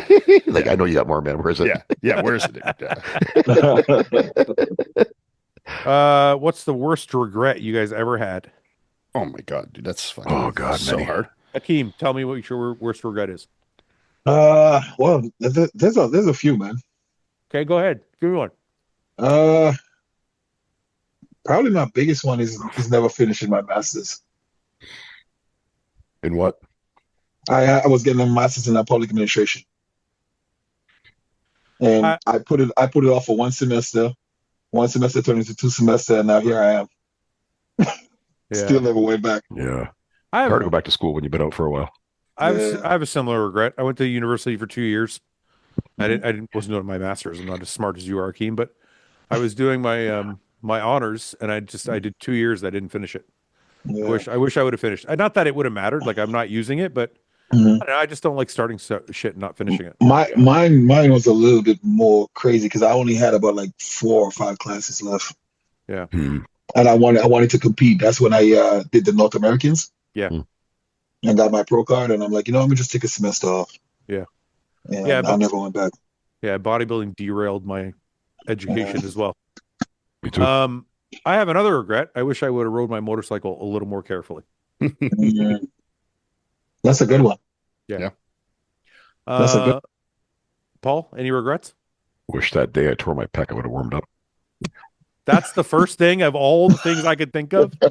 In Paul's life of things, he's thinking about his fucking pec aesthetics. You know, you're so fucking vain, bro. It led to a shoulder injury. That's insane. Of all the things in his life, that's crazy. That's the first thing that came out of his mouth. Yeah, I mean, look, I think it's good. I thought he was gonna say, "I wish I didn't smoke that bag of weed." No, I don't regret that at all. He never regrets that. It's made me a happy But I guess it's also admirable that he doesn't, even if there's things that you would maybe do differently, that you don't look at them as a regret. You know, well, when Fouad said not finishing university because I didn't finish college either. At first, I thought, but then I'm like, no, I'm not disappointed with that because I probably would have been doing the same me job neither. anyway. Like I didn't finish college, but to me, it's negligible. I can understand it from other perspectives. I can understand that point. Like from Akeem's or something, I get it, but for mine, it's obviously for me. I don't think it's never something I've thought about of like, wow, I wish I finished that. You know? Yeah. No, mine's not something. It's not something I lose sleep over. I don't know. I would have liked to be able to say I have my fucking. It's just something I would have liked to say I have. You know, it sucks to say that I did 2 years and didn't finish. To me, it sucks. Anyway, not that it would have mattered. It wouldn't have mattered in the grand scheme of my life. Yeah. I just wanted. I would have liked to say, yeah, I have a degree. Yeah. It depends what kind of value you place on that. Like, right. Yeah. Some people don't think it means anything. Some people are like, whatever. That guy did university. I didn't. Doesn't matter.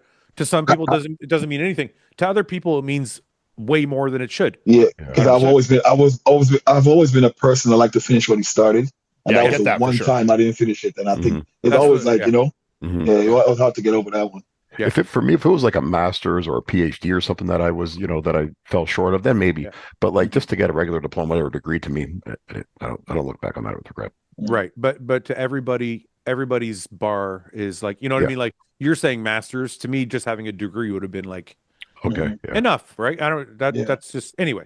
But everybody has a different like measuring stick for their life, right? Mm-hmm. Mine was pec perfection. Yours was pec perfection. And you know what? I gotta say this. I gotta say this, Akeem, and I'm being dead on. I swear to God, I'm being dead honest when I say this. I'm not saying it because he's my best friend.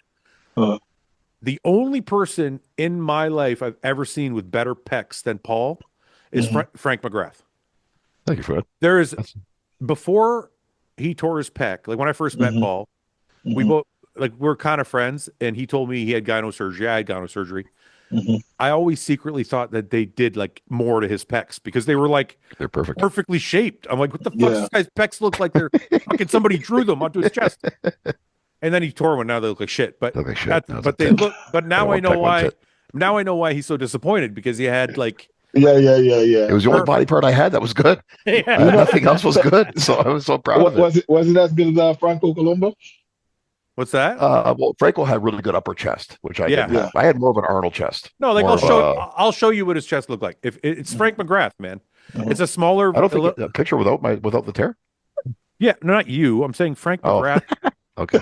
Frank McGrath's pecs are, honest to God, like bigger for sure, but like shape wise, like this. This is exactly what I'm talking about, and I'm not exaggerating. That's what Paul's pecs look like. So imagine Paul, like this is exactly what his pecs look like, but Paul had like 16-inch arms. I think they're 18 and a half at the peak. I might be able to pump them up to 19. Like massive pumpkin chest, and like little like noodles. He looked like a Barbie doll with big boobs. Or like Lee Haney, I like to think of. Big powerful chest, and arms maybe not as big. Yeah, I'll give you Lee Haney. That's a good comparison too. Yeah. Not the arms, just the chest. Or the back. Ian, any regrets that you can think of? Yeah, I mean, like small ones and stuff. I mean, I'm probably looking back at my bodybuilding career.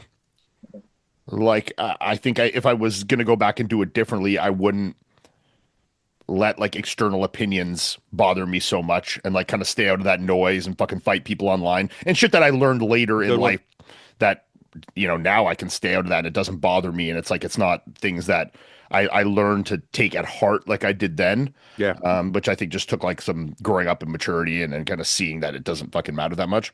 But at the time, those things felt like so real to me that I think I let it affect me and take a lot of the enjoyment out of a career that I think I could have enjoyed a lot more. Yeah. If I'd kind of like stayed in my own lane a little more, It's funny. I think some people learn those lessons earlier than others. Yeah. I'm glad I learned them. Yeah. But I wish I'd just done it a little sooner, I'm in the same boat. I wish, like, because it's funny because I still do the news every day and I'm online a lot, like more so, I think more so than I'd like to be at 47 years old. But so I still get a lot of the noise, like you talk about.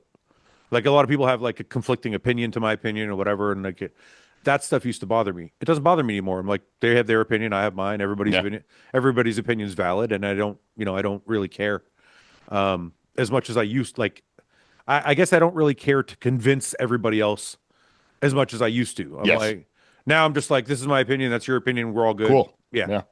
And I just wish I would have had that. You know what I mean? So I guess it comes with age. It comes, but some people learn it earlier than others. Like Akeem, seems like Akeem, you've been like that your whole life. Yeah. Right? You told me you never like cared about that stuff when we talked about it. Yeah. But like Akeem matured faster than all of us. Yeah. Well, I wouldn't say that, but probably why he's got that part of the probably why he's got a Rolodex, Paul. That's probably why he's makes you wonder if maybe drugs stunted our maturity. I think it's the drugs. I think it's the drugs. I always think with a clear head. That's why. Yeah. We made ourselves fucking retarded with drugs. Yeah, we killed too many brain cells early on. If your health was not a worry, what would everybody's ideal cycle be? Oh, I'd be on everything. As much drugs as I could possibly take and still. I'm going to tell you exactly. I'm going to tell you exactly what would work for me. 1,300 milligrams of testosterone, 100 milligrams of anadrol a day, 600 milligrams of EQ, 600 milligrams of Tren-E, 8 IU, 10 IU of GH. What? If there's no side effect, take 100 IUs of GH. No, because I feel like at some point, like it doesn't work anymore. Oh, no. I think that person asked the wrong question, though. Why? What are they trying to ask?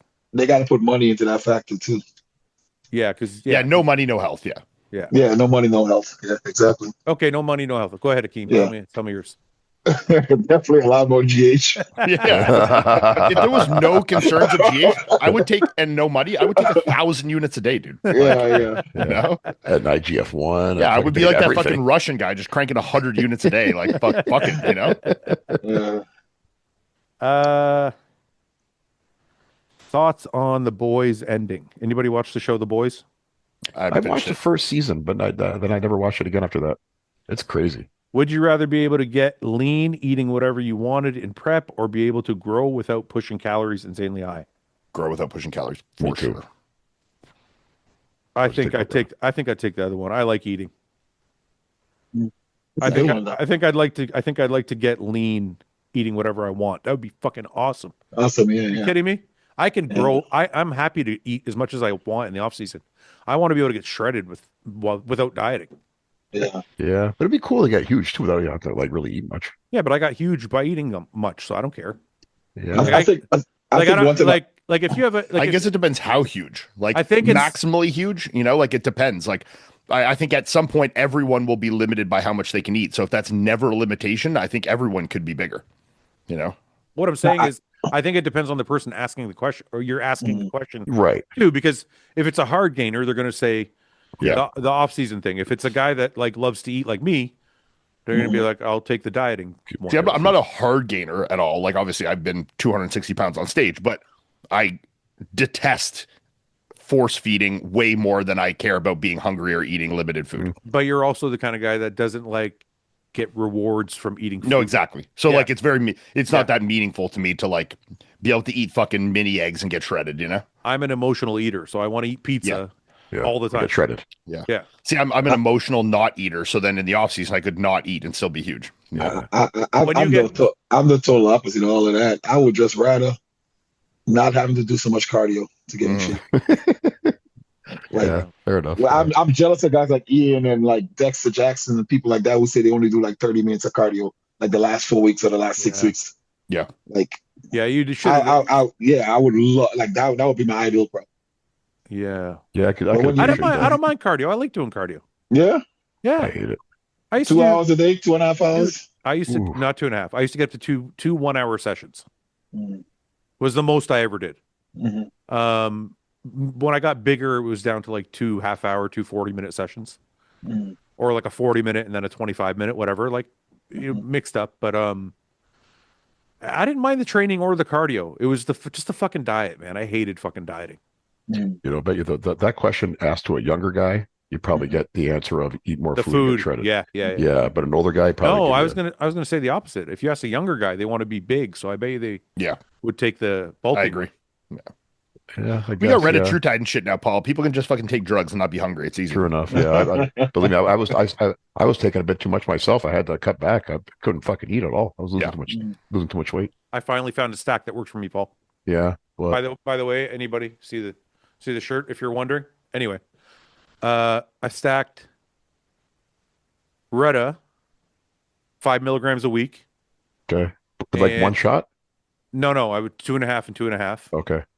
Wednesday, Saturday, with a small dose of semaglutide, so I get more of the GLP. Interesting.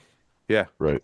because that was more of an appetite suppressant. Well, because the Retta is a 3-tiered thing with a smaller amount of GLP. Yeah. So I added more GLP from the semaglutide. Okay. And now I'm like, I'm good, man. I'm like, Really? I barely I have like one cheat a week, and I don't even really want it. Like I just have it.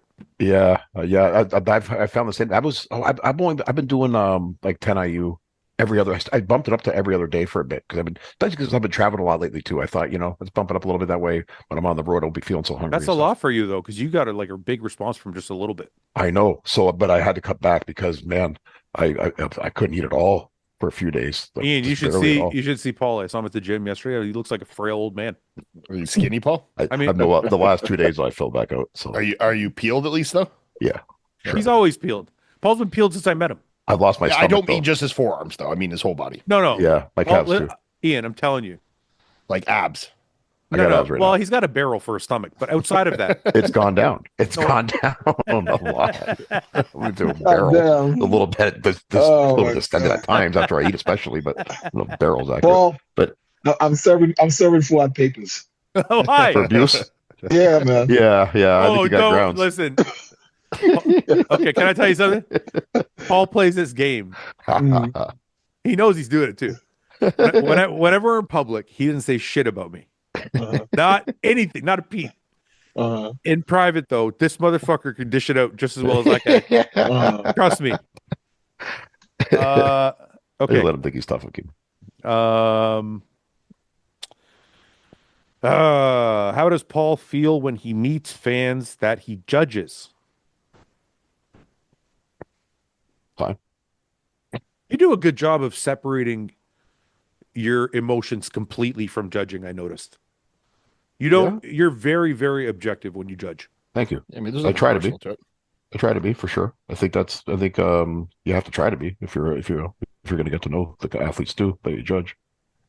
Yeah, listen, I think it's a huge feather in your cap, dude. It's like, because like I don't think judges are purposefully like subjective to anybody. Like they don't like purposely want to like tilt the scales. But I think sometimes when you're friends with someone or whatever, they might get a better look.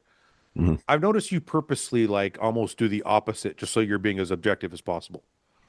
Yeah, well, yeah, thank you, because I do try to do that. It's because the problem with that too, though, like if you were to like reward someone who maybe you're giving a little bit of bias to, the next level or something, someone else may judge this person and be like, how'd they get here? Yeah. Yeah, you don't want to do them a disservice to get fucking spanked at the next level because you didn't prepare them by judging them accordingly before. Right, for sure. And and I judge more regional or amateur shows, I would say, than professional shows. So these people are going to go on to a next level and be judged by someone else. Right. Yeah, you want them to be ready. Yeah. That's why. But I would try to do that with especially with feedback. Because a lot of athletes want feedback. But the question was if they're fans. So they watch the podcast, they come meet you, and then you see them on stage. Do you separate the two? Yeah. Yeah. As much as I think, I try to do it 100%. If there's something subconscious that I'm not aware of, I don't think well, so. because listen, I've been friends with you for a long time. And I'm going to tell you guys, Akeem, I'll tell you a story that's really fucking funny. One time there's this guy in the gym that like Paul, sometimes when he sees somebody he doesn't like, he's like, they annoy him. He's like, I judge a book by its cover. It's like that guy's fucking annoying. I'm like, Paul, Paul, he didn't even talk to you. What do you mean? He's like, look at his face. So anyway, this happens for months. For months, this happens. Every time he sees him in the gym, he's like, fucking hate that guy. Every fucking time. Then we're in a locker room one day and we're posing, whatever he's posing, I'm posing. Guy comes in, he's like, he looks at Paul, he's like, you look great. You really look great. From that day forward.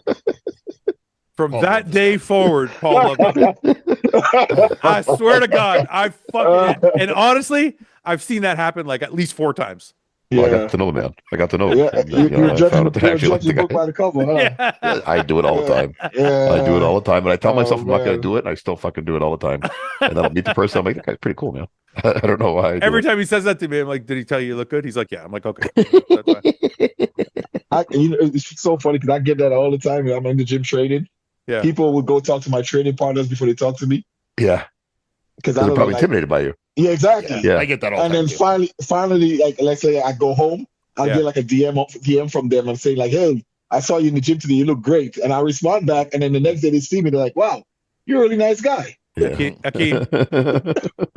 Akeem, the first time I talked to you, I think I saw you at an expo once and I said hi or something like that. I think you said hi back to me.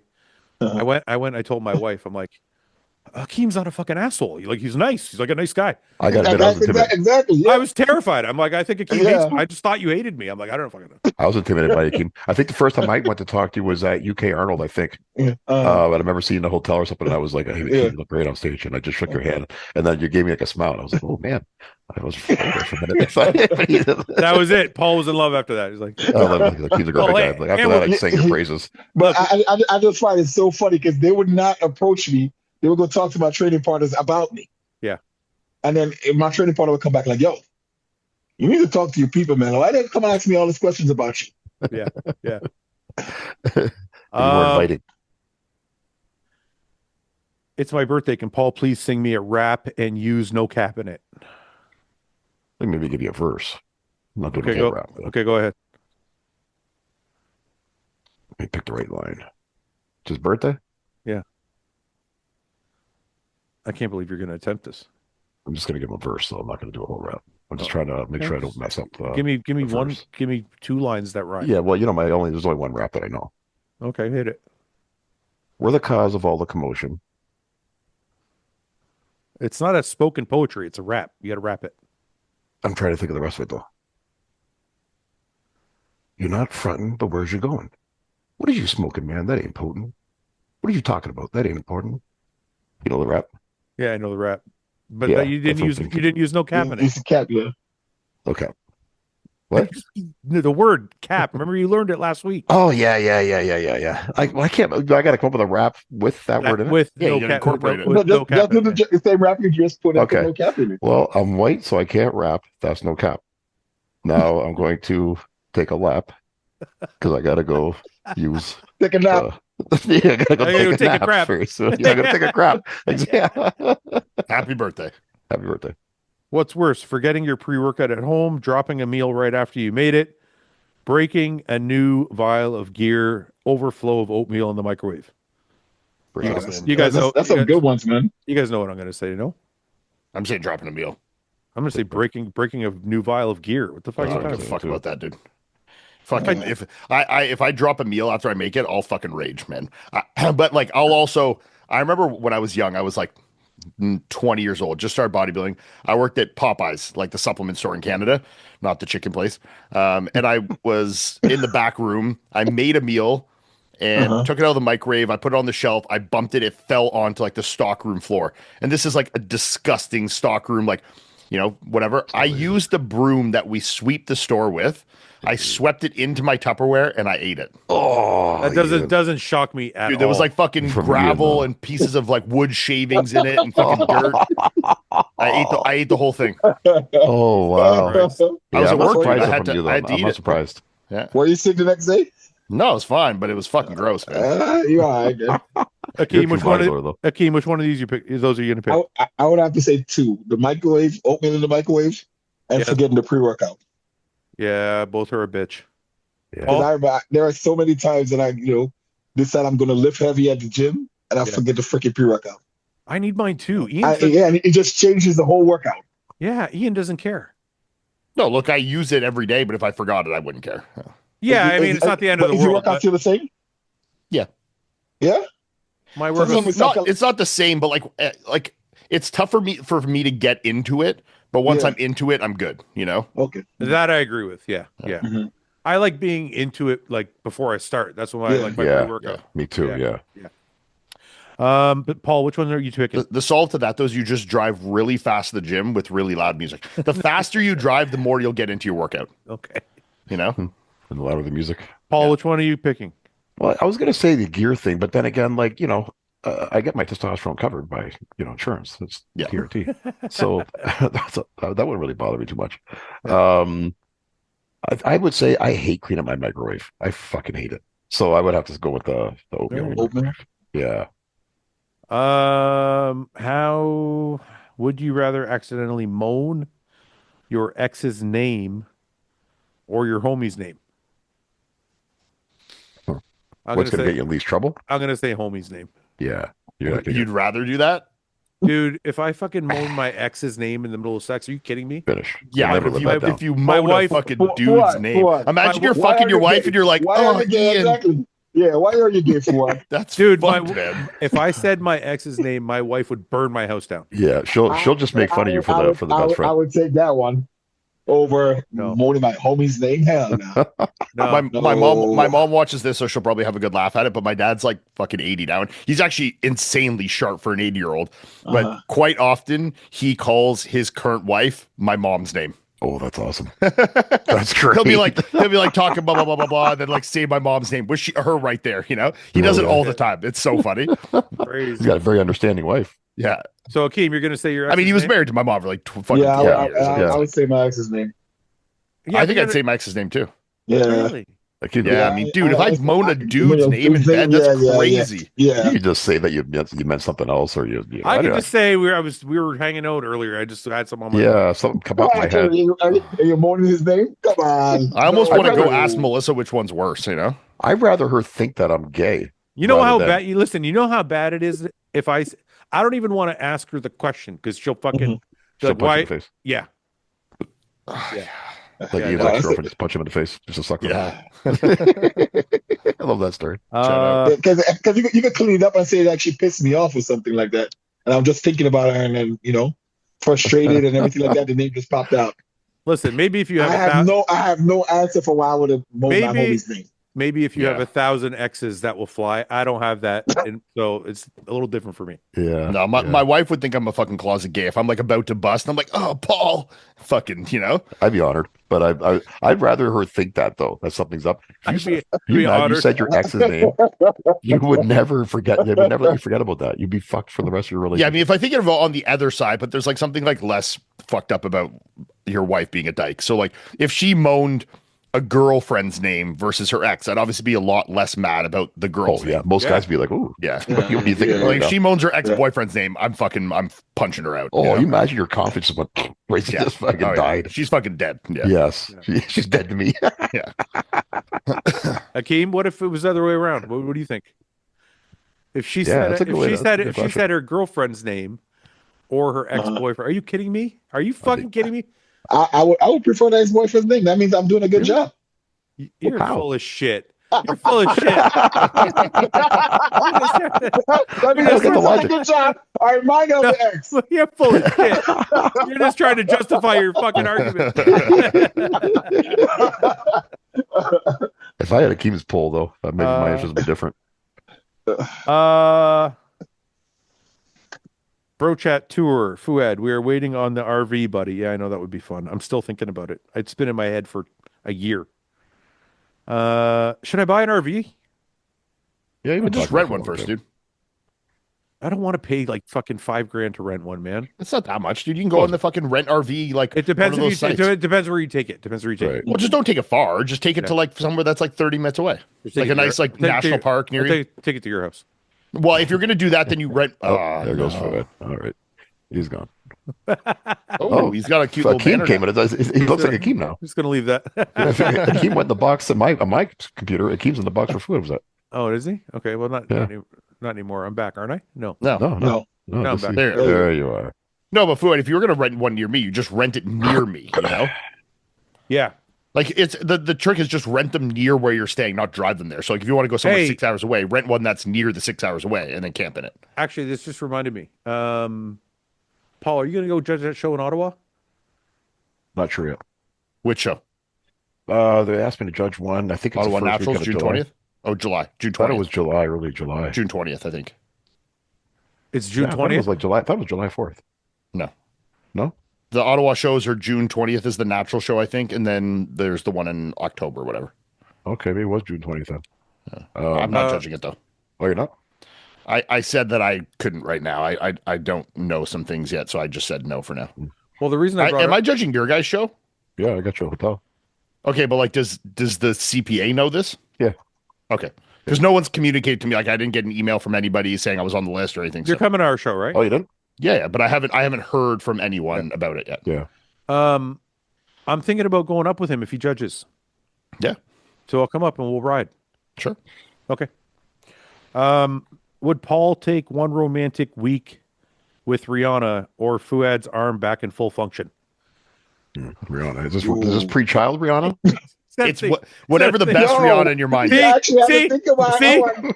what I'm talking about? See what you have a pre-child Rihanna? That was my ultimate. Paul, I was defending you, but I'm not defending you no more, bro. Akeem, you were going to charge him with abuse on me a little while ago. Yeah, I was defending you. But see what I'm talking about? I'm dropping the case. I'm dropping the case. Pre-child Rihanna. I'm dropping the case. Paul. One weekend of that versus your friend having his arm back forever. I give Fouad his arm. I'm just messing around. Thank you, Paul. But the fact that you actually thought about it, though. I was just joking around. No, she'd be too much for me to handle anyway. She'd be too much drama. I don't need drama. You know what? You're just smashing her ball. That's it. But there'll still be drama out of that. No, she's not giving you drama, dude. You crazy? You're not fucking Chris Brown. Okay, so I got no drama and no kids yet in her life? So Paul. Maybe I might take that back. Okay, hold on. Wait a minute. You're just gonna disappoint her anyway, dude. Come on. I don't think I would disappoint her. I think if No, anything, she's been fucking. She's had it laid down for sure, dude. Paul, You're gonna if you disappoint. if I you think I can fucked hang her, with the best of them. listen, if you fucked her, she would just be really disappointed. There's No, no she point. wouldn't, Fouad. I promise you, she wouldn't. You would blow She- your load in like a minute and 30 seconds. Would you No, at least look her in the Listen. face during missionary? Rihanna, yes. Okay. I Oh would kiss my her, too. god. I would kiss her. You would kiss Wow, you mouth kiss I her. would. Like, I'd would you mouth close kiss your her, yeah. eyes? It would just be on the neck either. Would yeah. you close your eyes? No, I'd want to see her. So You'd have that's them it. open. I don't- yeah. That's the ideal celebrity. That's his Before favorite. Yeah. before she had children, yes. Okay. They changed it after she had kids from me. So when we make Paul's Tinder profile, we got to make it so that like that's his ideal woman. Yeah. Yeah. Like you got to look like Rihanna to get with me. You know. Yeah. Watch him land. Watch him land one. Oh, This imagine. fucking dumbass luck. Some Rihanna fucking doppelganger. You know. Yes. Oh shit! I gotta refresh. Sorry, give me 1 second. Okay. Oh fuck! I didn't realize what time it is. Okay, we'll do one or two more and we'll go. Let's see. Would you know? Wait, let's do this one first. I understand Krizo improved from previous show, but do you think they gave it to him to make shows more interesting, suspenseful? I feel like shows like the Arnold, they don't want back-to-back winners. I guess he's saying like, so Yeah, Krizo, because so New Krizo York- could be, yeah. so Krizo could get to the Olympia. Tonio's already qualified in New York. Blah blah. You guys can give your opinions. I personally don't think that's how the IFBB works. Maybe in some rare cases, but I don't think this was one of them. So I don't know. That's my. I mean, I beat Steve Kuklo 2 times in a row and kept him out of the Olympia that year. You know. Yeah, you did too. He fucking retired after that shit. You know how Oh shit! you know how savage Yeah, you know, retired Kuklo. you know how savage Ian is. I That's know. like of all like the proud moments in his bodybuilding career. number one. Keeping Kuklo out of the Olympia is one of them. 100%. I mean, Dexter kept me out of the Olympia the year before. I kept that going. You know. Yeah. That's hilarious. That's funny. See, Nobody got mad at Dexter for that. I did. Yeah, but nobody like people got mad at you for keeping Kuklo out of the Olympia. Yeah. Nobody got mad at Dexter when they kept you out. People got mad at you for that? Oh yeah. Yeah. Kinda, that was like a thing at the time where people were like, you know, you shouldn't do multiple shows and fucking win and blah blah blah. And like, That's so it ridiculous. was the dumbest argument of all time. Yeah, that's ridiculous. Meanwhile, Ashley Kaltwasser, like people are like, she's won 75 shows this year, and people are Yeah. like, stupid. It's know, like, yeah, well, beat her, you know? Yeah. Yeah. Be better. Like, shut up, you know? That's crazy. Paul or Akeem, what are your thoughts? Paul, I think I know yours, but go ahead. Sorry, what was the question? About Krizo in the suspension and them giving Oh, no win. sorry. giving Yeah, him no, no no, win. no. No, I don't think that played into the decision. Wouldn't it be awesome if one year someone that's like good enough, like a Derek or like one of these guys, just did every single show of the year? Me and Yeah, Sam, that would be cool. me and Yeah. Samson talked about that one. Like year. just so that at the Olympia, there's fucking 6 guys because one guy won every show. Yeah. It would be Yeah. hilarious. Yeah. Yeah. You imagine by the end though, he'd be so miserable. Yeah, but it'd be Dying fucking for hilarious. so long. If I was that good, I would almost want to do it just as a fucking troll. You know? If you were someone that was so good that you don't have to like drop water before shows and everything like that, you're so much better than everybody else. You could run the gambit Yeah. like that. Dude, How much the money sh- would you make? The like shape- someone like Andrew could show up at 99% of Yeah. shows and win every single one. Yeah. I was yeah. just gonna say the shape he was in Pittsburgh, he Yeah. probably could have won like Or like Nick. Look at Right. Nick. He's like just coasting right now and like his post show Yeah. rebound. He could have won fucking every goddamn show. all the Yeah. April shows. Yeah. Yeah, he would have won them all. You know? Yeah. Yeah, you definitely could have won New York and Yeah. Pittsburgh. Yeah. I mean, just fucking coast through, just fucking killing shows, you know? Mhm. Hakeem, what do you think? I think Krizo sharpened up enough to win Pittsburgh, so I don't see no conspiracy there. Would you rather know exactly how the universe started, including everything before and after it, but never be able to share that information with anyone, or take $10 million? Oh, Take 10 mil. I'll take the 10 yeah, I'd mil. rather take the 10 mil, even though I really like the thing is, I think the answer would be disappointing. And then I think you'd have, then you wouldn't have 10 million because like, I think in my mind, I'm very convinced this is just me, my thoughts. So like, I'm just going with what I think it just has always been. So I don't think there's like a start. So I think we're like looking for an answer that doesn't exist. And then if I got that, it's like, it's just always existed. And then I'm like, oh shit. Okay. That's well then, disappointing. and now I don't have 10 million, you know? Yeah. So you think it's anticlimactic? I just think that it's not going to be as climactic as you think. If it is, I wouldn't know. But everything has a beginning and an end, though. Yeah. to us, Right. to us, Everything. we don't know that. We can't Doesn't have conceptualize it. Doesn't it Like have to? in the frame of us, it's like everything does have a beginning and an end. But when you're speaking about the universe, maybe it's not that way.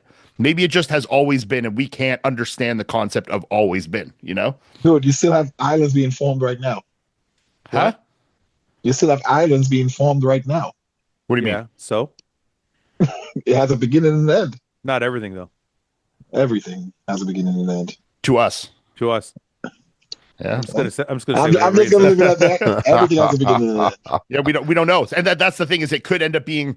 It could be some cool answer for sure, and I would really hope it is. But if it's just like something that our brains can't even wrap our head around, of like it's literally just been this way forever. There was no beginning. I would take the. What if learn it? how- What if it's? how to- What I would if it? take learn how the universe started, because What you if could our? blow $10 million on a bad coke habit. What if our? That's very true. What if our? What if our existence is circular, Akeem? I would still take that answer. Look, it's hard for me. I'm the Wait, 1%. wait. It's hard for you not to take that answer. I really want to I'm know. the 1% I don't care. that knows something that everybody else is doing. Wait a minute. Yeah, it would Wait be a minute. cool to know, Wait a for minute. So Ian, okay. So Ian's right. Mhm. You find out our existence is circular. It's just been. There's no beginning, no end. Mhm. They tell you that, and you're like, I would still take that over the $10 million, Really? Yeah. because at least I'm the one person in the world that knows that answer. Knows that for nobody sure. else knows. so what? Exactly. So what? No one's gonna believe you. Yeah, 'cause you can't. Well, But you I can't tell anybody. You can't tell But at anybody. least though. I know the truth. It's not an Nobody else easy. It's knows. not an easy decision even for me. That idea of knowing. Okay. It's very. I want to know very badly for sure. Paul, for But- example, you judge a show, right? Yep. You already know the outcome of the show before everybody else. No. That's not what No, it is. That's not what it is. It is the same thing. No, it's not the same thing. Paul Let me knows- hear it. No, it's Well, not okay. saying that you know New York. fucking Paul everything before it know happens. who was going to win New York before you, but he couldn't tell you. He Well, doesn't. just a couple minutes before. It doesn't matter, but you still know the outcome before Fouad did. Why does Yeah. he know? Everybody else That did. doesn't mean anything to me. For Wait me a minute. personally. Okay, hold on a minute. Why does he know before I do? I don't understand. Because he judged the show. Time out. So before it gets announced, Time whatever, out. like What It is that? doesn't- How does that? Because equal you know what- the answers to all this, but that nobody else knows. No. Thank you, It's not thank you, saying Ian. it's not saying you know all of fucking history and all the future. All it's saying is you know where it started. Yes, and I Okay. would take that. I So would I take that before. Yeah. so I tell you it started Mhm. Big Bang. Okay, that's how it Uh-huh. started. You're the only person Okay. on earth that knows, and you can't tell anybody. Yes, Okay, now what? I'm still the one person in the world that So knows what? how everything. So it what? doesn't matter. So what? You're right. Look, it is doesn't cool. matter. I would like to know. Yeah. Would I you would brag? like to know. Would you be like, I know something that none of you might Because none of you people know. I know the truth. And- Yeah. but you can't tell anybody. Would it change your It life though? doesn't matter. Yes, he probably would. Telling Yeah. anybody else doesn't. I don't think does matter in this. No. But it's tough. That's not an easy one for sure. I don't- because if there is- there It is- change the way you live your life. Yeah, Yeah. for sure. It would exactly. change the Like way you what- live your life. what's Which I Why? think is important to you. Why? I still take the money though. because you have absolute truth. I don't Okay. need So that. everybody that's going around saying there's a God, there's not a God, you know the truth. you know. And you I don't think can I need that. So fasten your how- life towards that. Okay. So how would you change your life right now Mhm. if someone came and said it's circular and there was no beginning and there is no end? I'd probably be a little bit more reckless Why? Okay. Because there'd be no because it's spiritual. circular. Yeah, exactly. It's coming back and forth. I don't have to worry about heaven or hell. Oh, okay. That's what you're worried Think about? about it. Yeah, So that's what would you, most people are worried about. so what would you? How would that change you though? Like, what would you be? You bang more I'd chicks. probably do a Would you lot be of more crazy chicks? Would you? shit. Have a bunch of kids? Who cares? There's no consequence after you die. Huh. Interesting. Yeah. I never thought about stuff like that. It's an Yeah, it's individual true. thing for sure. I would take the money Think, though. I think how wouldn't care. many people that want to commit a crime, but they're scared of the heaven and hell concept, and they Well, you don't. still got to go to jail though. That's not why they're gonna don't commit crimes. A A lot lot of people it do. is for Because they sure. don't want to go to Wait jail. a minute. Tons of people, bro. Some people for sure. Okay, I Tons know of people. the guys that actually end up killing people. Why do they confess and basically repent their sins before they let's say the Before guys they- on death row? Yeah. Why do they confess and Yeah, repent but their sins? they already committed the crime. They don't fucking. It give a doesn't shit. matter, but they still repent in Because terms of they're scared they're absolution for the gonna- Yeah, crime. they're Exactly. scared. Because Yeah, what they're they're scared they're scared going to of. go to hell. I know. Yeah. That's what I'm saying. Yeah, but it didn't stop them, is what I'm saying. They're scared after the fact. Yeah, when the reality is approaching, they become more scared. Yeah, that doesn't mean shit. That's like, Yes, it does. yeah, they still Because did it. They still. They say- they're Doesn't banking change on the fact outcome. that it So can somebody went change and the outcome killed. of going to heaven or Let me hell. ask you this, Fouad. If They're you only know, if scared you of- knew they're for only sure, scared Fouad, of hell. They're only scared of hell after the fact. They're scared- when it's approaching in their mind. it didn't Let me scare ask them you, Fouad, enough if- to not kill somebody. If you But if knew they- for but if- sure, Fouad, that there was a God, 100%. Okay, that's what started the universe. 100%, and that if you live your life according to XYZ, that you'll have fucking whatever you Arabs think 1,000 virgins and live forever. That's not what they think. That's only for the murders, So if you do that, would you live your life differently or no? Yes, but that's not what you said. So you're moving the goalposts again. I'm just asking if any way of this. Yeah. No, if you told me it's circular and there's no beginning, I'm like, okay, well, Yeah, but you don't know unless you take that barter on the 10 million. Exactly. yeah. What I'm saying is, You can't know that there is a you don't get to know the context of okay, you get to find out which God created it, or if it was circular, it is one of the you have to take the gamble of which one it is, and it could be that it is a God. It could be. You don't know though. You have to gamble. But You would it have to make you live your gamble life 10 million on differently, that answer. okay, before I answer, Akeem, stop saying because that wasn't the original fucking thing. No, it's But it was. it is though. Yeah. No, it's not because. Okay. I don't know, man. I kind of like You're taking 10 million. a lot of people I are would. gonna. A lot of people. It's not about the money. Mm. A lot of people are probably gonna think this is wrong, but I guess I just live my life for now. I don't know. I don't think I'm gonna. I don't disagree with Even that. let's say they told me there was a God, right? Let's say they said there's a God. Mhm. I don't live my life in a bad way anyway, man. I don't lie to people. I don't steal from nobody. I don't hurt nobody. I don't fucking cheat. I don't I'm a good person, so I don't That's what I think too. it's not any fucking different. I'm not gonna Yeah, do wouldn't- anything different. It wouldn't change my outlook on anything. There's no, how am I going to live my life any better? Maybe if Muslims don't eat pork, they're going to be like, well, you eat fucking pepperoni pizza. Okay. Yeah, you're gonna go to hell now. Okay. Hell's forever though. Fouad. This is the eternal But see, life. to me, I don't worry too much about that because I, in my mind, am convinced that when it's over, it's the same as before I was born, and it's just non-existence. But you know? what So I'm- I don't stress about that because I'm like, I'm here for a time. This is my time. It will be over very quickly, and that's the end of it. And I'm okay with that. But So if we- you, but we if you're feel the same religious, way you believe then. there's an afterlife. Yeah. But I would be willing to gamble it just to have the information potentially on 10 million. I would be willing to know. So me and Ian feel the same way about life. Ian would gamble to know. What I'm saying, Potentially, yeah. what I'm saying is, it's not necessarily about the money.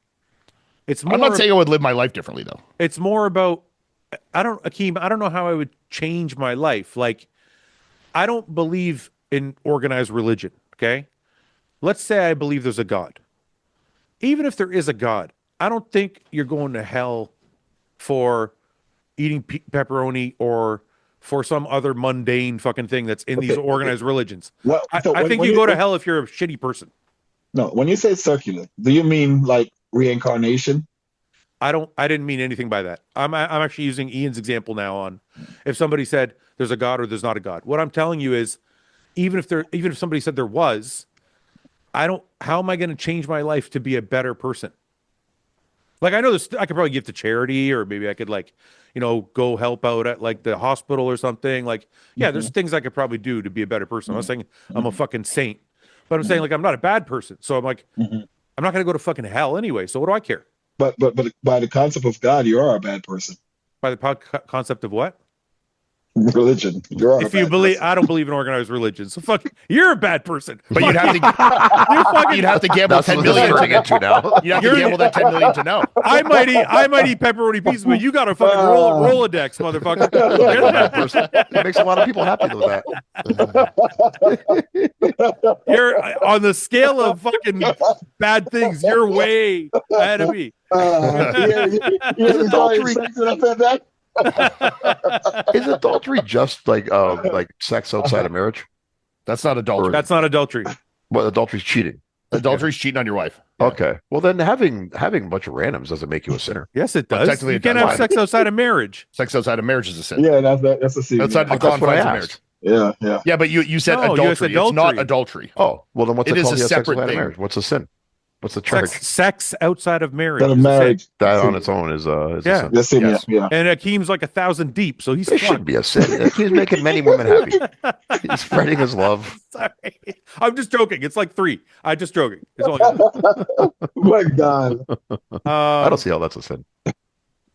well, But it is according. you're not the guy who Like, created it. according to the Bible, it is a sin. Yeah, Paul's but it like, shouldn't be. Paul's like It shouldn't debating. Paul's like debating it. Well, like, times have changed. You know, I don't think nowadays. that should be Oh, a so sin. you're going to rewrite the Bible, huh, Paul?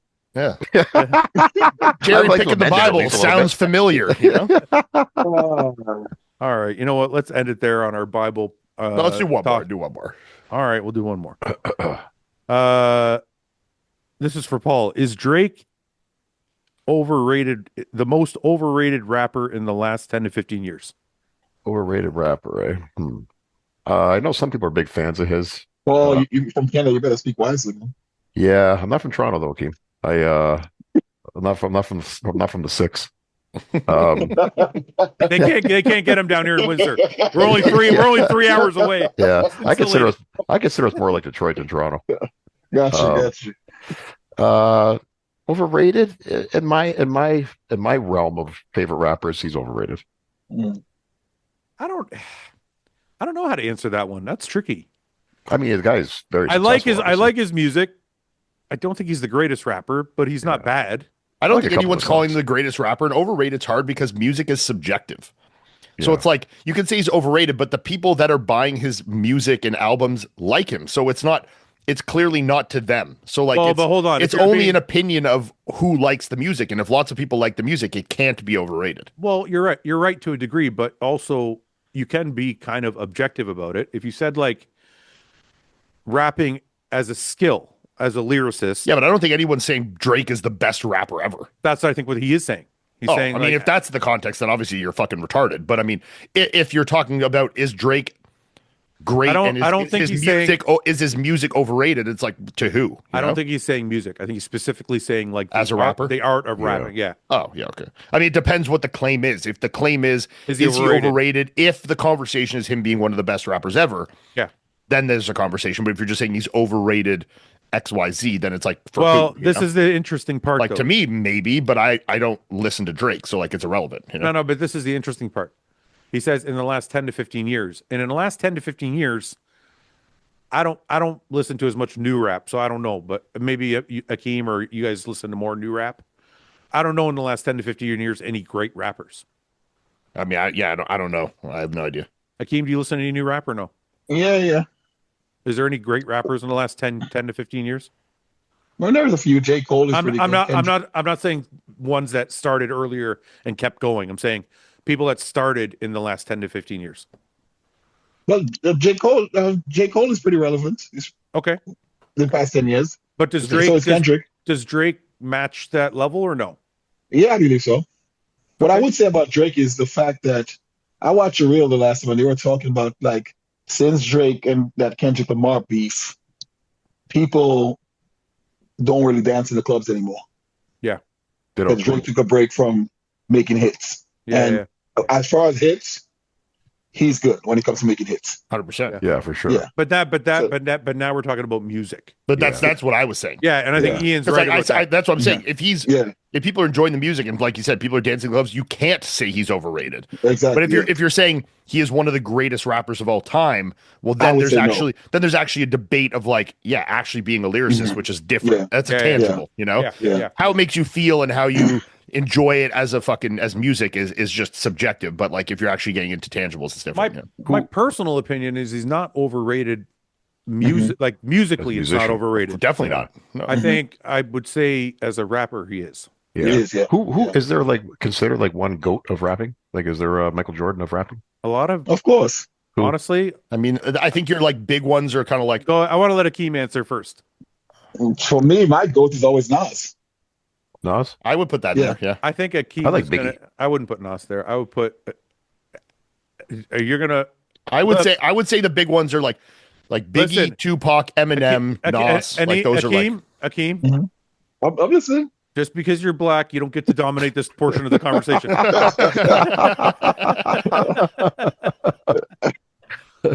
Look, I love Nas. I actually do. Uh-huh.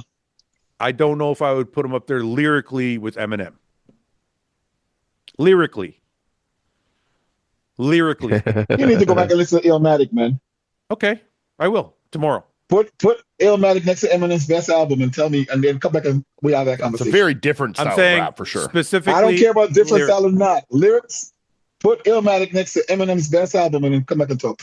Okay, I'm just saying When he- there's some I'm not really. saying Eminem is not a like good rapper or he's All not I'm I saying- think a lot of rappers would put Nas in their top 5 though. All for I'm sure. saying is there's a lot of great rappers that put Eminem at the top. Yeah.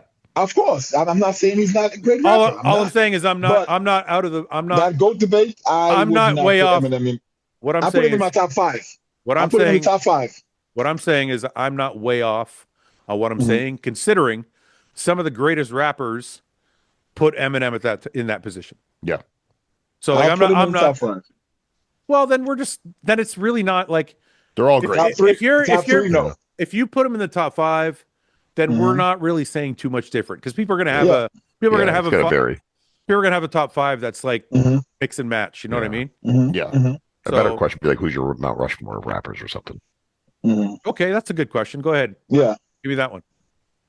Nas, Okay, right in the middle.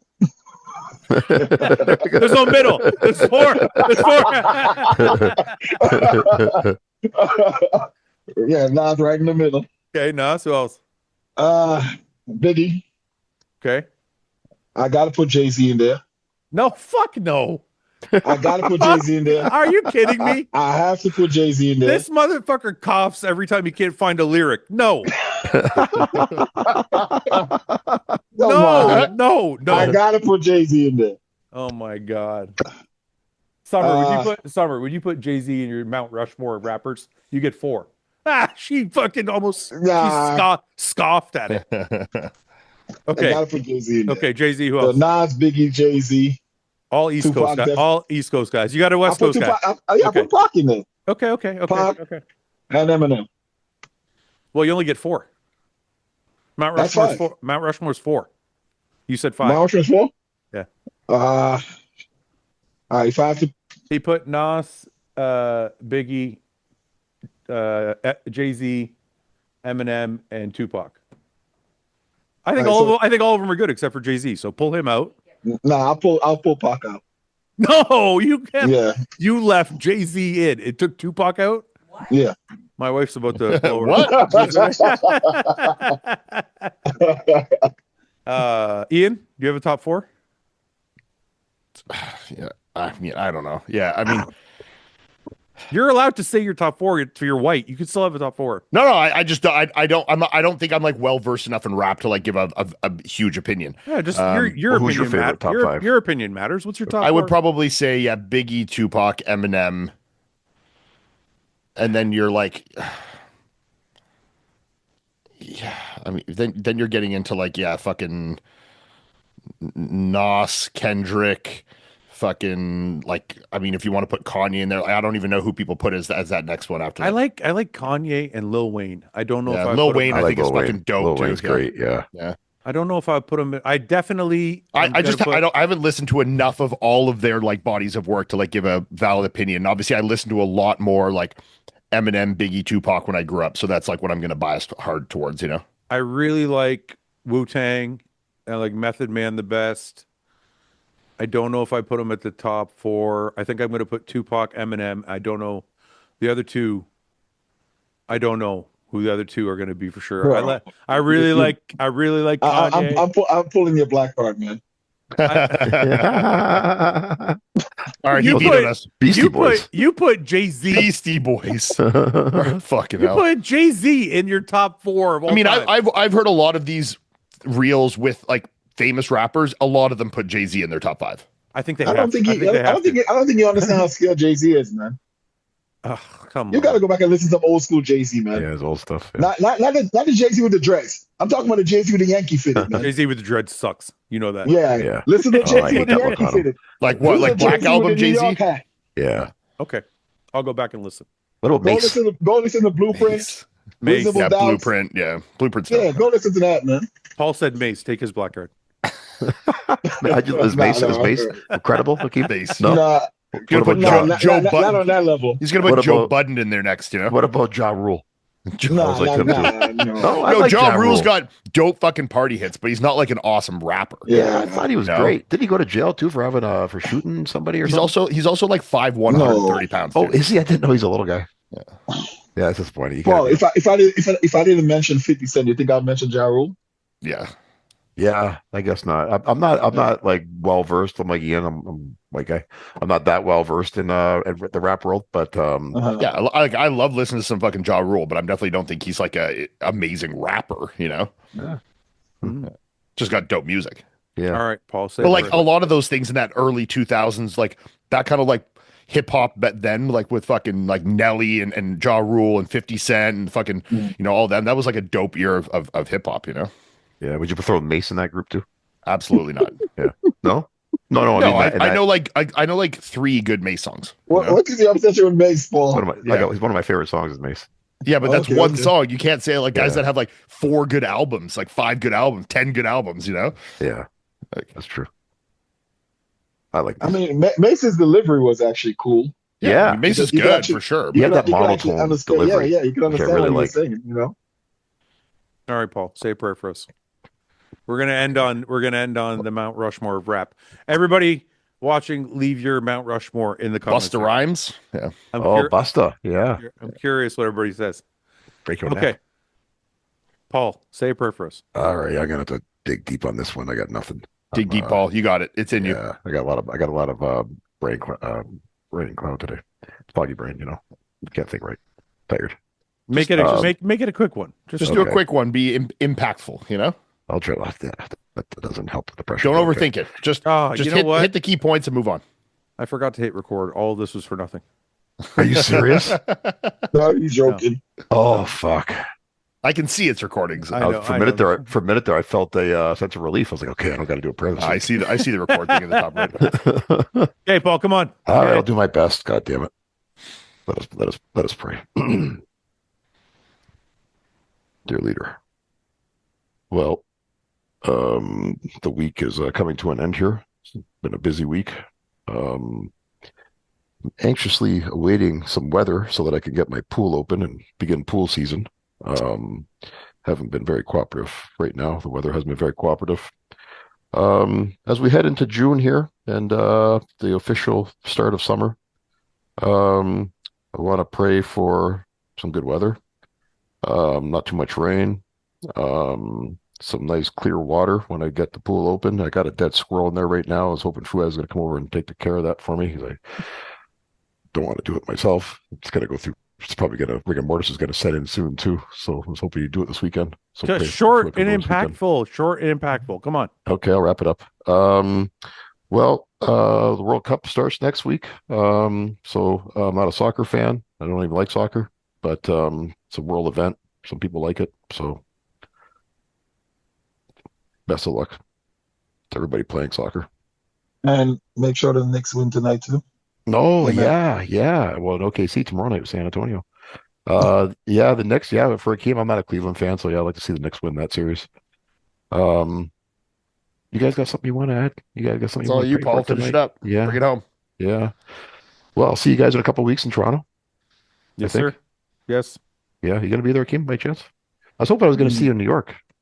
Yeah, I did come by the night show, but you were up on. I was on Oh, the side. you did? I watched you. Yeah, I watched you on the Oh, side. Somebody your said they thing. saw you at the gym that day. I forget who it was. Yeah. That would have been nice to see you though. Yeah. So we'll pray next time we'll see each other. Yeah. Anything, you guys? Just wrap it up, Paul.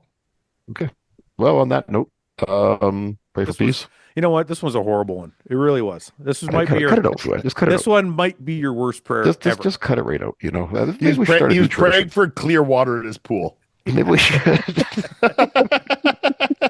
That's crazy. Maybe it's time to start a new tradition instead of ending with a prayer. Maybe we end with a group. Paul, imagine if we did find out, like the discussion we were having earlier, where like God did start all this, and you've been here praying to have clear pool water. You know, of all the things you could be praying this guy's for. like, "Are you fucking serious, bro?" Well, like what, like the cure world famine or something. You know You what? know, You know what we should end? You know what we should end with every week? I find a nice something nice about one another. No, I think a Festivus for the rest of us. Like, you know, the Feats of table strength. the table of grievances. Oh, we go around. Oh, the airing of the grievances. Aaron of the grievances. You guys watch Seinfeld at all? I've watched it, but I don't know this now. So Seinfeld, they have, instead of Christmas, Kramer and George's dad have Festivus. It's their own holiday instead of Christmas. And one of the things in Festivus is the airing of grievances. Sure. So all the family sits around the table and everybody says what they don't like about everybody else at the table. Oh my God, I'm not doing that. I'm all for that. I'm all for that. That'd be great. Just air it out, huh? Next week, we're doing Festivus. Airing of the grievances. All right. I'll see you boys. guys next week. Good Yeah, night. we'll see you. Okay. See you guys.